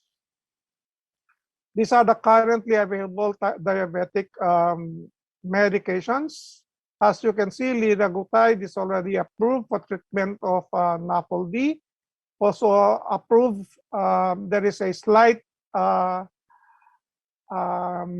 weight loss, but you might want to anticipate the release of semaglutide, which has a very significant weight loss and a significant resolution of histologic NASH without fibrosis worsening. Now, when it comes to antihypertensives, if you look at this table, the only ones that actually improve ALT and histology are the sartans, specifically telmisartan and irbesartan. This is a 1-year randomized controlled trial in the NASH by Alam. Telmisartan improved the overall histology of NASH along with its fibrosis score, independent of weight reduction. When it comes to lipid-lowering agents, the use of statins are recommended, but as you can see in this table, only rosuvastatin has a 33% improvement when it comes to transaminitis. This was not proven by biopsy. Now, statins may reduce cardiovascular events, but safety remains to be established because most statins actually induce drug-induced liver injuries. And the most common culprit is atorvastatin, followed by simvastatin, and as expected, the least culprit to elevate your ALTs is rosuvastatin. You might have heard of statin-induced diabetes. So if your patient is on long-term statin, you might want to monitor them for HbA1c and fasting blood sugar. Now, overall, this is an overview of the safety of statins. As far as it is concerned, it is safe for the treatment of hypercholesterolemia and dyslipidemia. But conversely, the usefulness of statins for the treatment of NASH is still a matter of debate. Now, we go to the promising use of bile acids. Is this a targeted treatment for NASH? If you're looking at the evolution of bile acids, you're looking at bile acids lowering triglycerides via FHR since 2004, and no one ever paid attention to it until 2014, when Nus 1-3 used this mechanism using bile acids for non-cirrhotic NASH. This is the largest NASH study. It's called the Flint study. When this is the Flint study, I might as well just give you a short breakdown of all the primary outcomes. There are 283 patients followed up over 96 weeks. This is biopsy proven. And obeticholic is used. And this is 10 times more potent than UDCA. If you are going to look at the chemical structure of both medications, there is only a substitution of hydrocarbons on 2 side chains that makes obeticholic 10 times more potent than UDCA. When it comes to primary endpoint, there is improvement in Nafl score system by more than 2 points, and there is no worsening of fibrosis using bile acids. When it comes to secondary outcomes, there is significant change in fibrosis, activity score, steatosis, and inflammatory markers. Now, we have come to know that when it comes to cirrhosis, it is an irreversible liver pathology. But if it is a cirrhosis that is induced by NASH, using FHR agonists, it can actually reverse the cirrhosis back to its normal state. This is a secondary outcome as a side effect of the Flint study. Now, this was reproduced by Yanussi and Ratsu. I didn't place the year. It was in 2020. This is an interim analysis of multi-center randomized placebo-controlled phase 3 trial. As you can see, there are 931 patients with fibrosis proven histology. And they tried to compare a low dose against a high dose of obeticholic acid. As expected, a higher dose of obeticholic acid significantly improved fibrosis and key components of the NASH disease activity. And there is clinically significant histologic improvement. Now, I talked about the adipokines. Leptin and endopectin are very low in NASH. The pro-inflammatory chemokines, which are the central culprits in inducing the first hit to the second hit, these are very high in NASH. Now, Balmer used this signaling molecules to study them on their effects on NASH using UDCA. UDCA actually increases the adipokines, and it decreases the inflammatory chemokines. This is a capsulated summary or infographics of FHR activation by bile acids.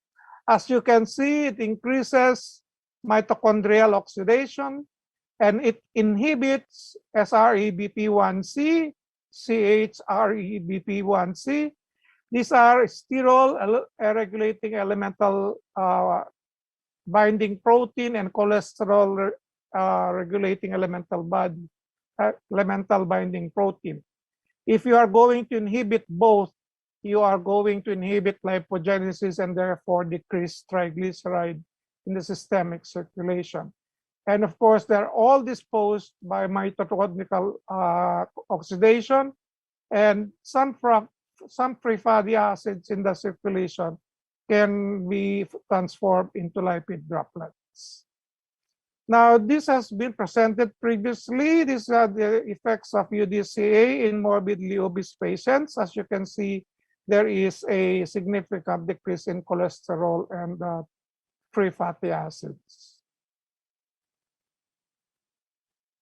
When it comes to the last stage of the pathogenesis, this is a clear and present danger. You're talking about fibrosis. UDCA is anti-fibrotic in terms of this pathogenic mechanism. It inhibits the caspase pathway and inhibits mitochondrial damage using the PUMA and BOX pathway. Now, if you are going to use this inhibiting both pathways, you are going to decrease the formation of fibrosis. That's why they say bile acids can actually reverse the fibrosis in the liver to a normal state. When it comes to hepatoprotectants, the only randomized controlled trial that is tissue-based is the combination of UDCA and phospholipids. And this is just one study. As you can see, it decreases fibrosis in most patients within 6 hours.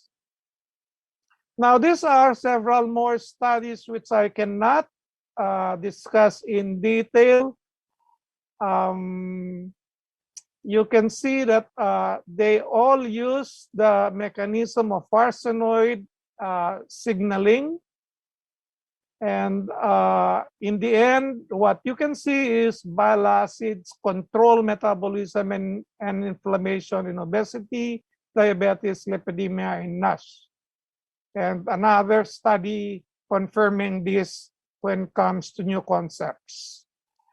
There is also a modulation of gut microbiota when it comes to the use of bile acids, but that is altogether another lecture.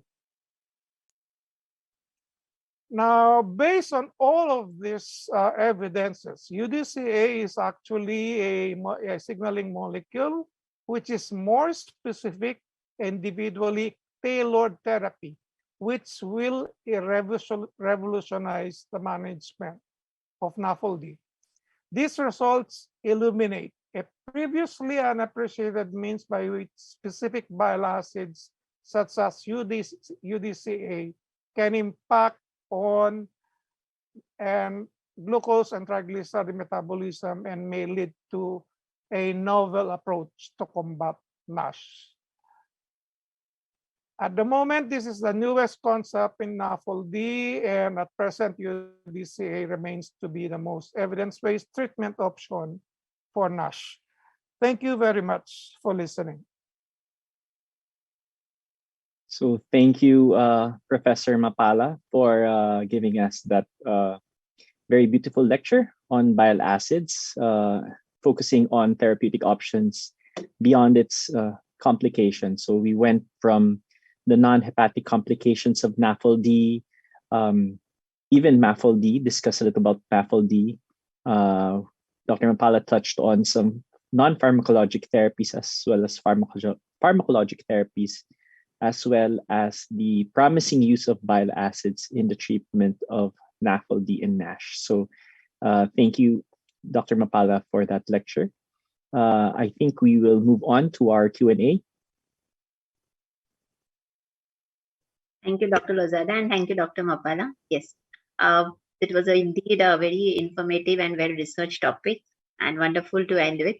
So we'll begin with our panel discussion and question and answer session. I would request Professor King Mong Win to lead the session. Sir, over to you. Well, yes, the presentations are excellent, comprehensive, covering all aspects of UDCA. And we have many questions directed to almost all the speakers. The first question will be to Professor Chosotum. Yeah. Professor Chosotum, Myanmar. Professor Chosotum, is there any role for UDCA in the management of patients with acute or chronic liver failure? Professor Chosotum, could you respond to that question? Thank you, Xiaoyi.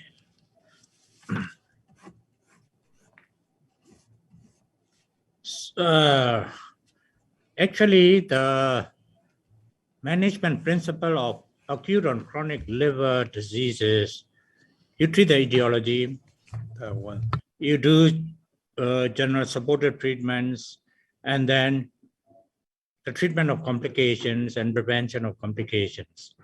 If you can't treat it, you have to go for liver transplant. If you had facilities, you can do the what you call artificial liver. The role of UDCA in the management of acute and chronic liver, yes, you can use it as a adjunct therapy. But the main principle is you treat the etiology and the general supportive for organ failures. I think that is good enough. Thank you very much, Professor Chosoto. The next, Professor Jesus, you must be prepared. You are most popular speaker, I must, among all these things, because there are 5 or 6 questions directed to you. One is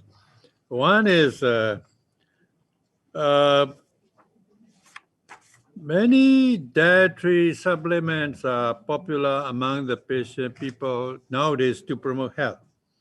Is there any possibility that UDCA can be added as a dietary supplement to provide a better health? This is the first question.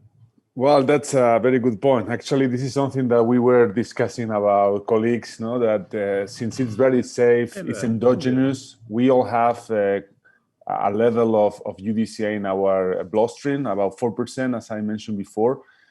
So the supplementation actually shouldn't be beneficial at a certain level, no? So that's something that make the potential use more wide, no? To be as a prophylactic treatment, no? In order to protect somehow the liver from potential damage, no? Although it is not used on routine, I think that shouldn't be any problem in this regard, no? Because as mentioned before, its supplementation is very safe, and apparently, rather than some potential side effects like diarrhea, it can induce significant benefits. Although this is not in the general practice, let's say. Okay, thank you. The next question is, the UDCA, is that effects on the cholangiocarcinoma?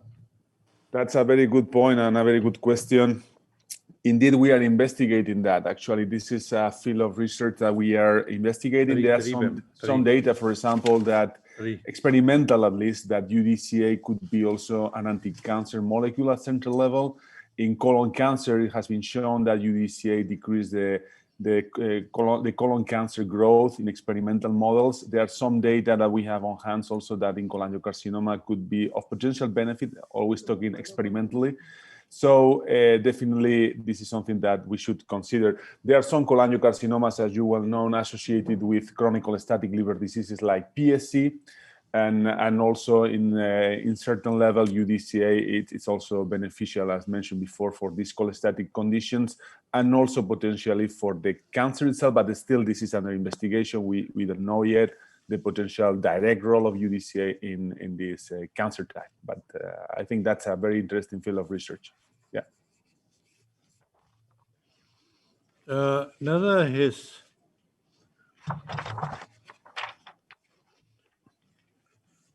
the Professor Jesus again. FXR agonist role in decompensation cirrhosis of liver, plus FXR receptor polymorphism, any effect on the cirrhosis of the liver? The two questions I comment together. Well, what is clear is that, for example, in PBC, apparently there are different aspects here. I think there are different questions on if PBC is a cholestatic or immunomediated only disease. What is clear is when we improve cholestasis, so we promote a more choleretic state, the liver works better for patients with PBC. No, this is the case of UDCA, which is choleretic, and obeticholic acid, who works through FXR, inhibiting the bile acid synthesis. No, so the potential side effects associated to potential SNPs on FXR, to my knowledge, is still not clear enough. So we don't have enough evidence to really associate these SNPs with, obviously. An effect of obeticholic acid could be the case, but not with UDCA. So I think that UDCA can have a general beneficial spectrum for those patients with polymorphisms of FXR, obviously depending on the type of polymorphism and how this affects the functionality of the FXR. This can be a limitation for the effect of obeticholic acid. But in general, this is a quite infrequent situation. Thank you. Again, the last question for Professor Jesus. What is the role of UDCA in poor liver transplant? Any beneficial effect? That is the last question for you. Yeah, that's a very good question. Actually, now there are large studies showing that UDCA is beneficial after post-transplant. So when you administer UDCA post-transplant, you have a longer time, healthy liver, and you have even a higher survival of the patient. So UDCA should be considered for patients with PBC before and also after transplantation. That there are some very nice data coming from Europe and also from the States on this regard. So definitely UDCA should be considered also after transplantation. Okay, thank you. Thank you. The next is from Professor Mapala. Yes, sir. Can we prevent development of decompensation episodes in patients with NASH-related cirrhosis by regulating bile acids by UDCA therapy? In other words, what is the role of UDCA in the prevention of development of decompensation in NASH-induced cirrhosis, liver cirrhosis? Okay. Can you hear me? Yes, we can. Okay. When it comes to NASH-induced cirrhosis, actually, if the patient is already on the late fibrotic stage, UDCA will only work if your ALPs are still elevated. So you really need to go on the mainstay treatment for decompensation in end-stage cirrhosis. And UDCA can supplement the reversal for that. Now, when it comes to when you get out of the end-stage cirrhotic or decompensation, and the patient is now on minimally hepatic encephalopathy stage, UDCA can actually address the triggering of decompensation for minimal encephalopathy. So it can work. And now, again, if I go back to the question on acute and chronic, if this is an acute and chronic liver disease where the acute toxicity is manifested by an elevated ALPs, then your UDCA might work with that. Because we see a lot of cirrhotic patients where transaminitis is not actually manifest. Now, on the other question, I think on polymorphism, we see a lot of polymorphisms among non-obese patients among Asian population. This is basically on the phenotypes, genetic polymorphism on the PNPLA3, and also on familiar hypertriglyceridemias. So in these cases, UDCA again can work. On the nutrition side, there are two studies actually that are intriguing, okay? If you are about, one study actually touched on a diet which you are about to take, which is high-fat diet.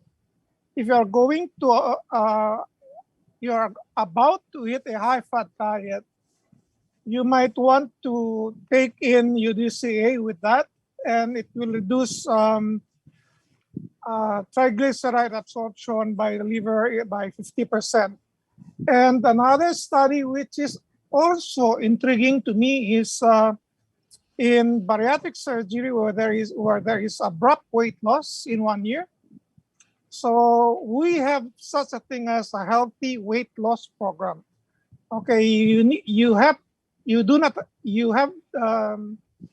to maintain a 10% decrease in weight loss to get a healthy weight loss program. Okay, if you go beyond that because of bariatric surgery, you are predisposed to form cholesterol stones because your bile acids actually get saturated with cholesterols. So if you are into bariatric surgery and you take in UDCA, it will try to dissolve the initial formation of cholesterol stones. So I think I tried to raise my hand so that I can try to add more to the answers already given. So thank you very much. Thank you. The next question is the effect of UDCA in Nafl with COVID-19. I think my friend Dr. Phong from Vietnam, could you please respond to the question? I will repeat that question. The effect of UDCA in Nafl with COVID-19.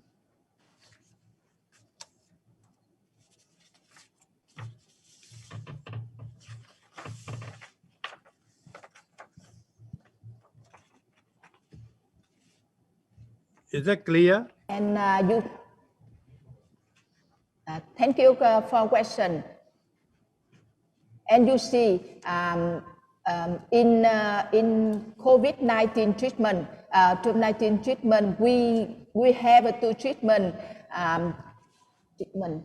COVID-19 antivirus, complication of COVID-19, underlying disease, and reduce liver injury. And we know when reduce injury, we can use UDCA.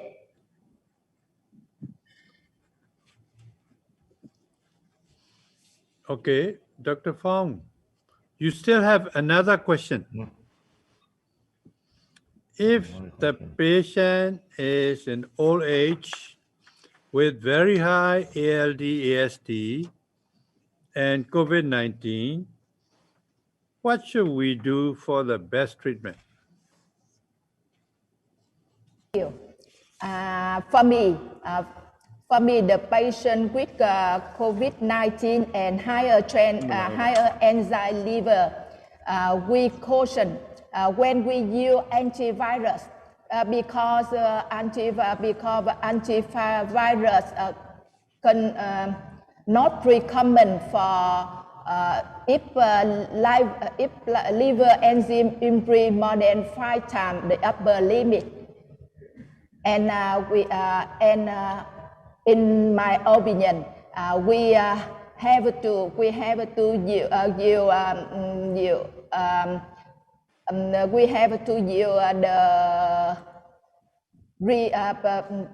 the blood for reduce liver injury and complication of COVID-19, and about antivirus COVID-19, we caution.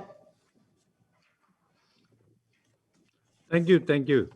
The next question is to Professor Sidet from Cambodia. Does NASH reversible back to healthy liver after treatment? Yes, it depends on the liver fibrosis degree. If the liver fibrosis still F1 or F2, and the inflammation is not too chronic, and also the lifestyle and the healthy lifestyle, and the patient can control the weight accordingly to our recommendation, I think the Nafl will be reversed to the normal, and the inflammatory also could be under control after the treatment. Thank you. Maybe the UDCA Asean guideline meeting maybe in Cambodia or Vietnam. Yes, Hope and very soon. Very happy, honor. Professor Jesus. Professor Jesus? Yes. Oh, the last question for you. Okay. What kind of gallstone can be treated by UDCA? Well, those that are formed by cholesterol. So it is well known that UDCA somehow induced dissolution of gallstones from cholesterol. So we should consider for this kind of particular indication.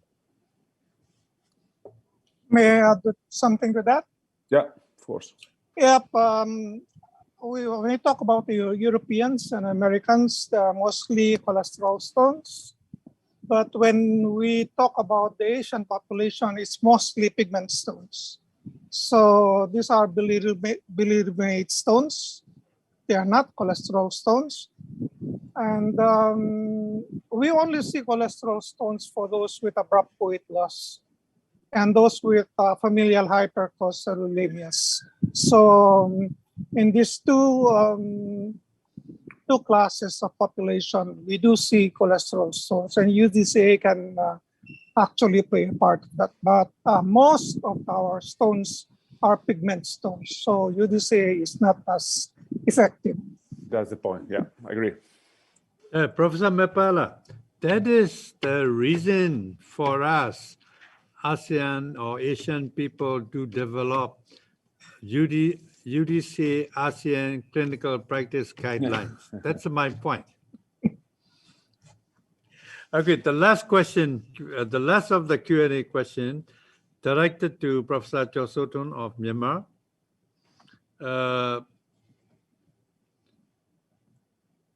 Between statin and fenofibrate, what is good for NFLD? Your opinion and your evidences. Thank you, Professor Chosoton, please.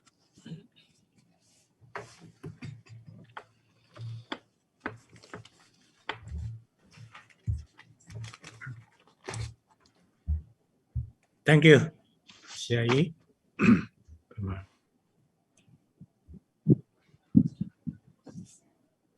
Between statin and fibrate, which is good for Nafl.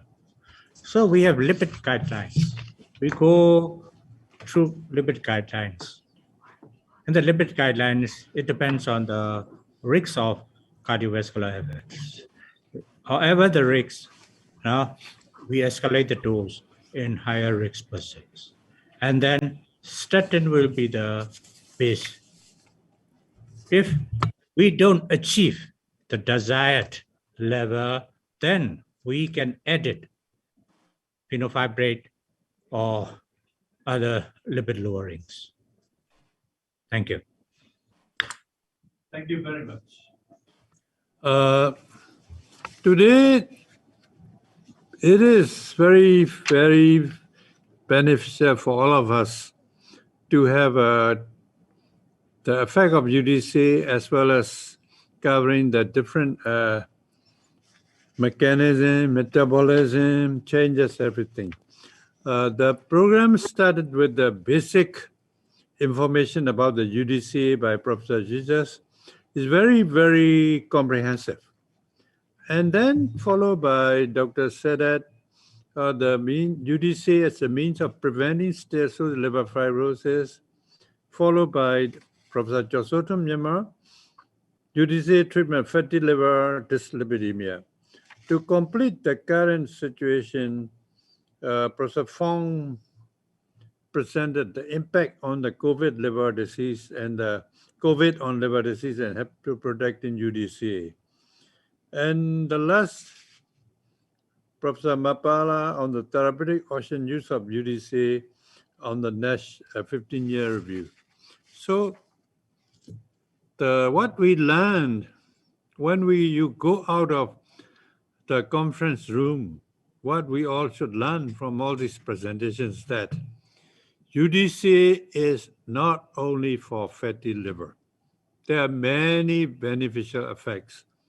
Like Professor Jesus mentioned in the history, like we all accepted, the bare black bear or moon bear, Japanese moon bear bark is medicinal, which from our ancestors we have learned. And we still have in Myanmar 60, 70 big bears kept in cages and take out the pile from the cannula and sold to the China. These practices are still going on. Now you don't need to, as long as you know the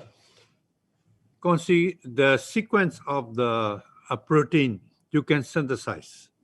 So we have now already, you don't need to kill the bear, you don't need to torture the bear, you don't need to, put the bear in cages.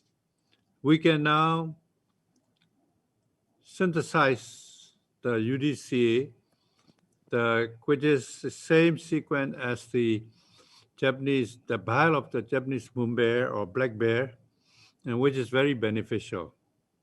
That is one point. And the other point is that it has beyond the boundaries of treating for the fatty liver alone.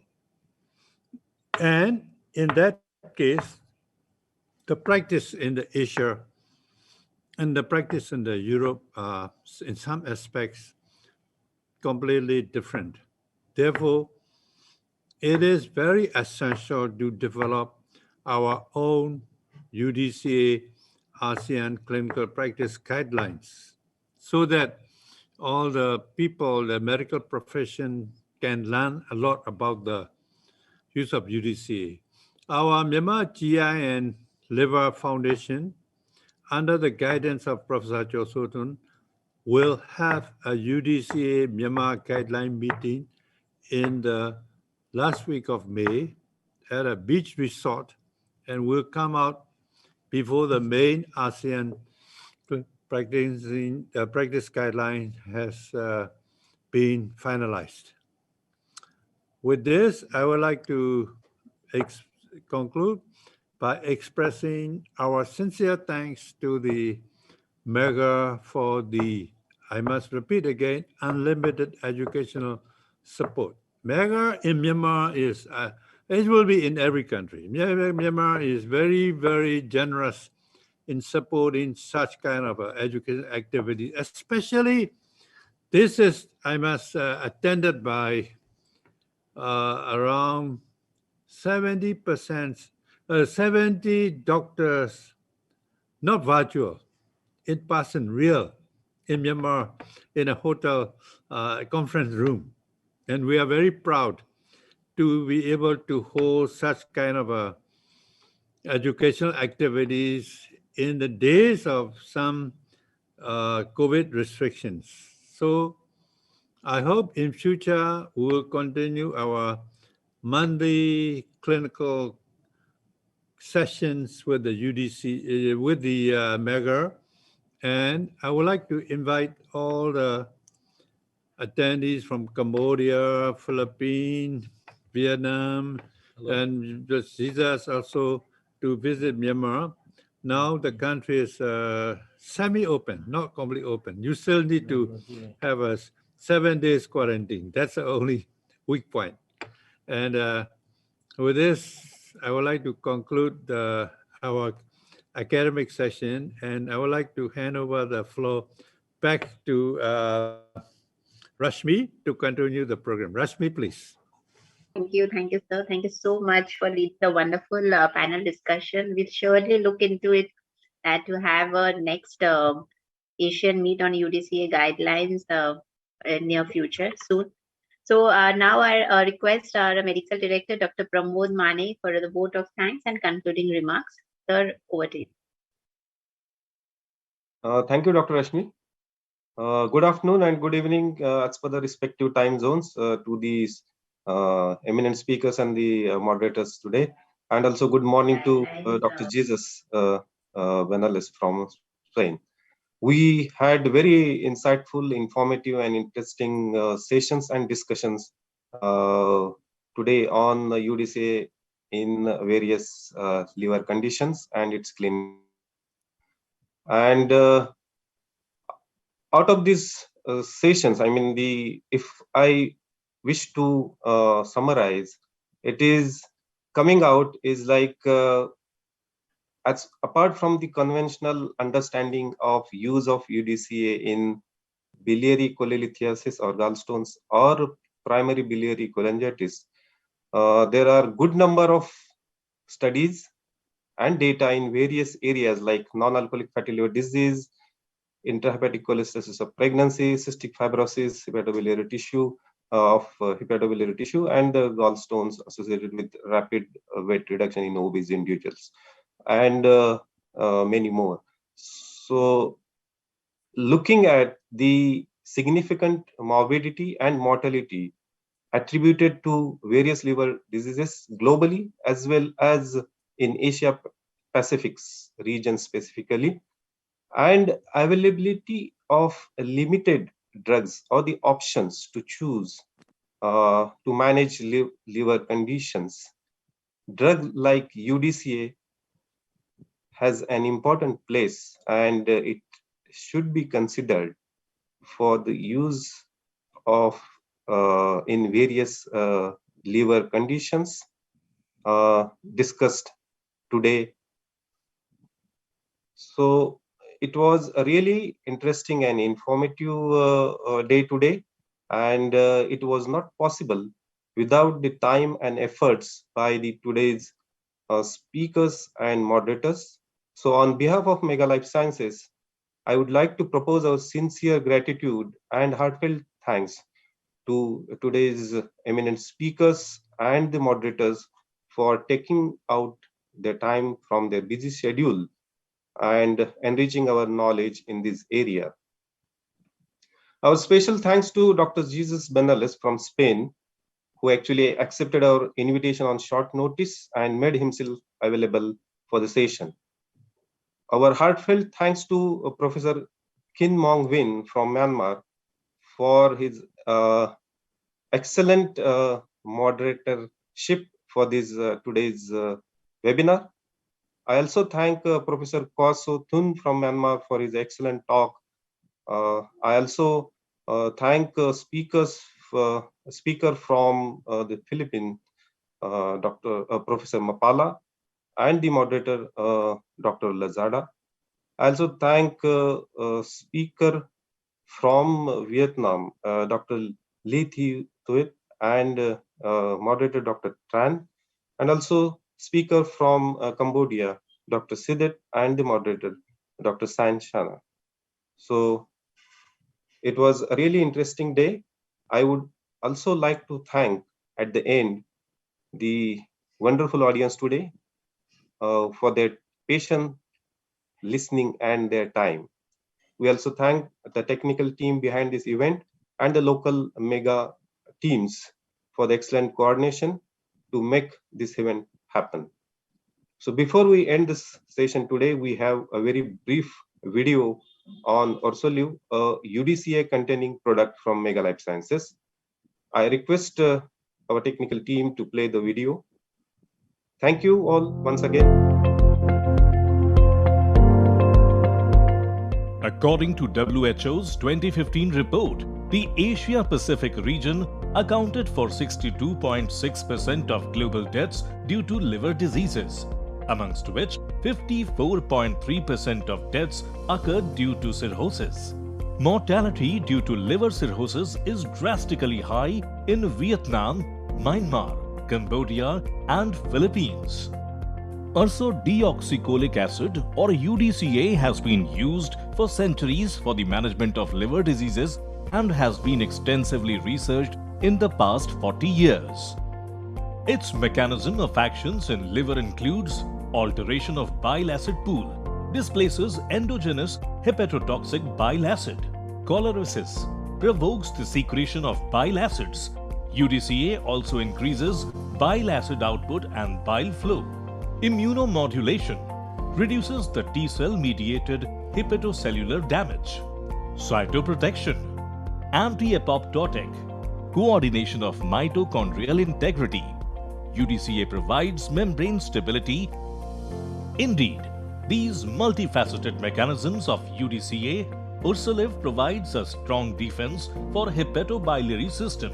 UDCA is indicated for dissolution of gallstones of less than 20 mm diameter, prevention of gallstone formation, compensated primary biliary cirrhosis, chronic cholestatic syndrome.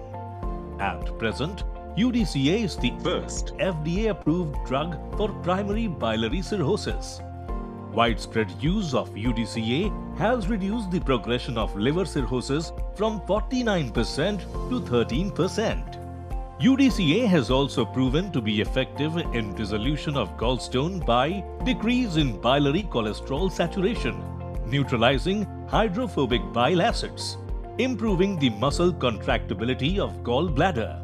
An optimal lean patient with less than 5 mm radiolucent stones have a 90% likelihood of complete dissolution within 6 months with UDCA. And 5 to 20 mm radiolucent stones have a 50% chance of successful dissolution within 9 months. UDCA in NAFLD greatly normalizes liver enzymes, improves lipid profile and hepatic steatosis. The recommended oral dose of Ursoliv for dissolution of gallstone is 8 to 10 mg per kilogram per day, given in 2 or 3 divided doses with meals. To prevent gallstones formation in obese patients experiencing rapid weight loss, the recommended dose of Ursoliv is 1 capsule twice a day with meals. The recommended oral dose for treatment of cholestatic liver diseases is 13 to 15 mg per kilogram per day, given in 2 divided doses with meals.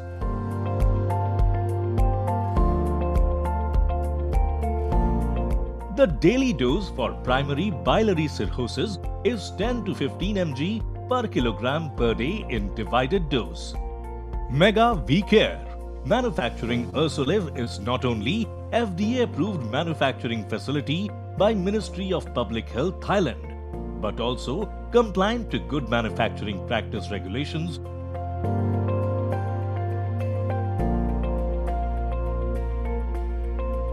Bioequivalent to Ursofalc, the originator brand. UDCA is available in 12 countries. Ursoliv maintains high standards in the market, reflecting an exponential increase in the number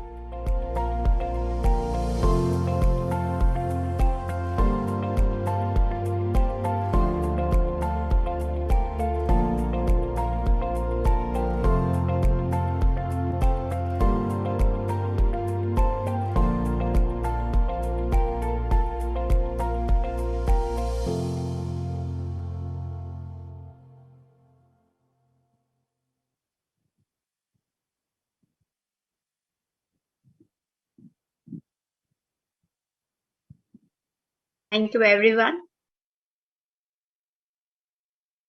So, Mega Life Sciences plan to have similar knowledge sharing sessions on interesting topics in future as well. With this, we conclude the session for today. Stay healthy, stay safe, and good day, everyone. Thank you. Thank you, everyone. Thank you, everyone. Bye-bye. Bye. Everybody. Bye-bye, Dr. Jesus. Bye. Very great to see all of you. Recording stopped. Thank you, everybody. Bye. Have a nice weekend, Thank you. everyone.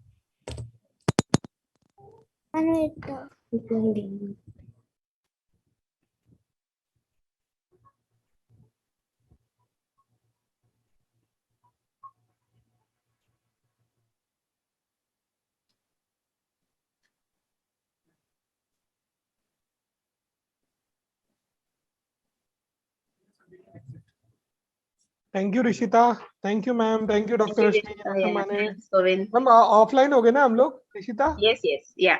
Okay अच्छा रहा ma'am बढ़िया रहा attendance was also good and good event okay Yes. Yes thank you time पे खत्म हो गया madam Govind भाई doctor रश्मि yes ma'am Sandeep है संदीप भाई बोलो क्या हुआ नहीं मैं बोला डॉक्टर रश्मि को थैंक यू अरे बिल्कुल यार बढ़िया था and doctors have enjoyed it कितने डॉक्टर थे वहाँ पे होटल में होटल में सर 85। गुड। बाकी सर यहाँ पे लोगों ने घर से भी ज्वाइन किया है। अभी वो रिशिता लिस्ट भेजेगी ना कंट्री वाइज, तो अपने को पता चलेगा कौन सी कंट्री से लिस्ट आई है। संदीप भाई को भी मैम मेल कर देना, तो हम लोग we can have a data. I think 500 plus were there from Vietnam only. They had a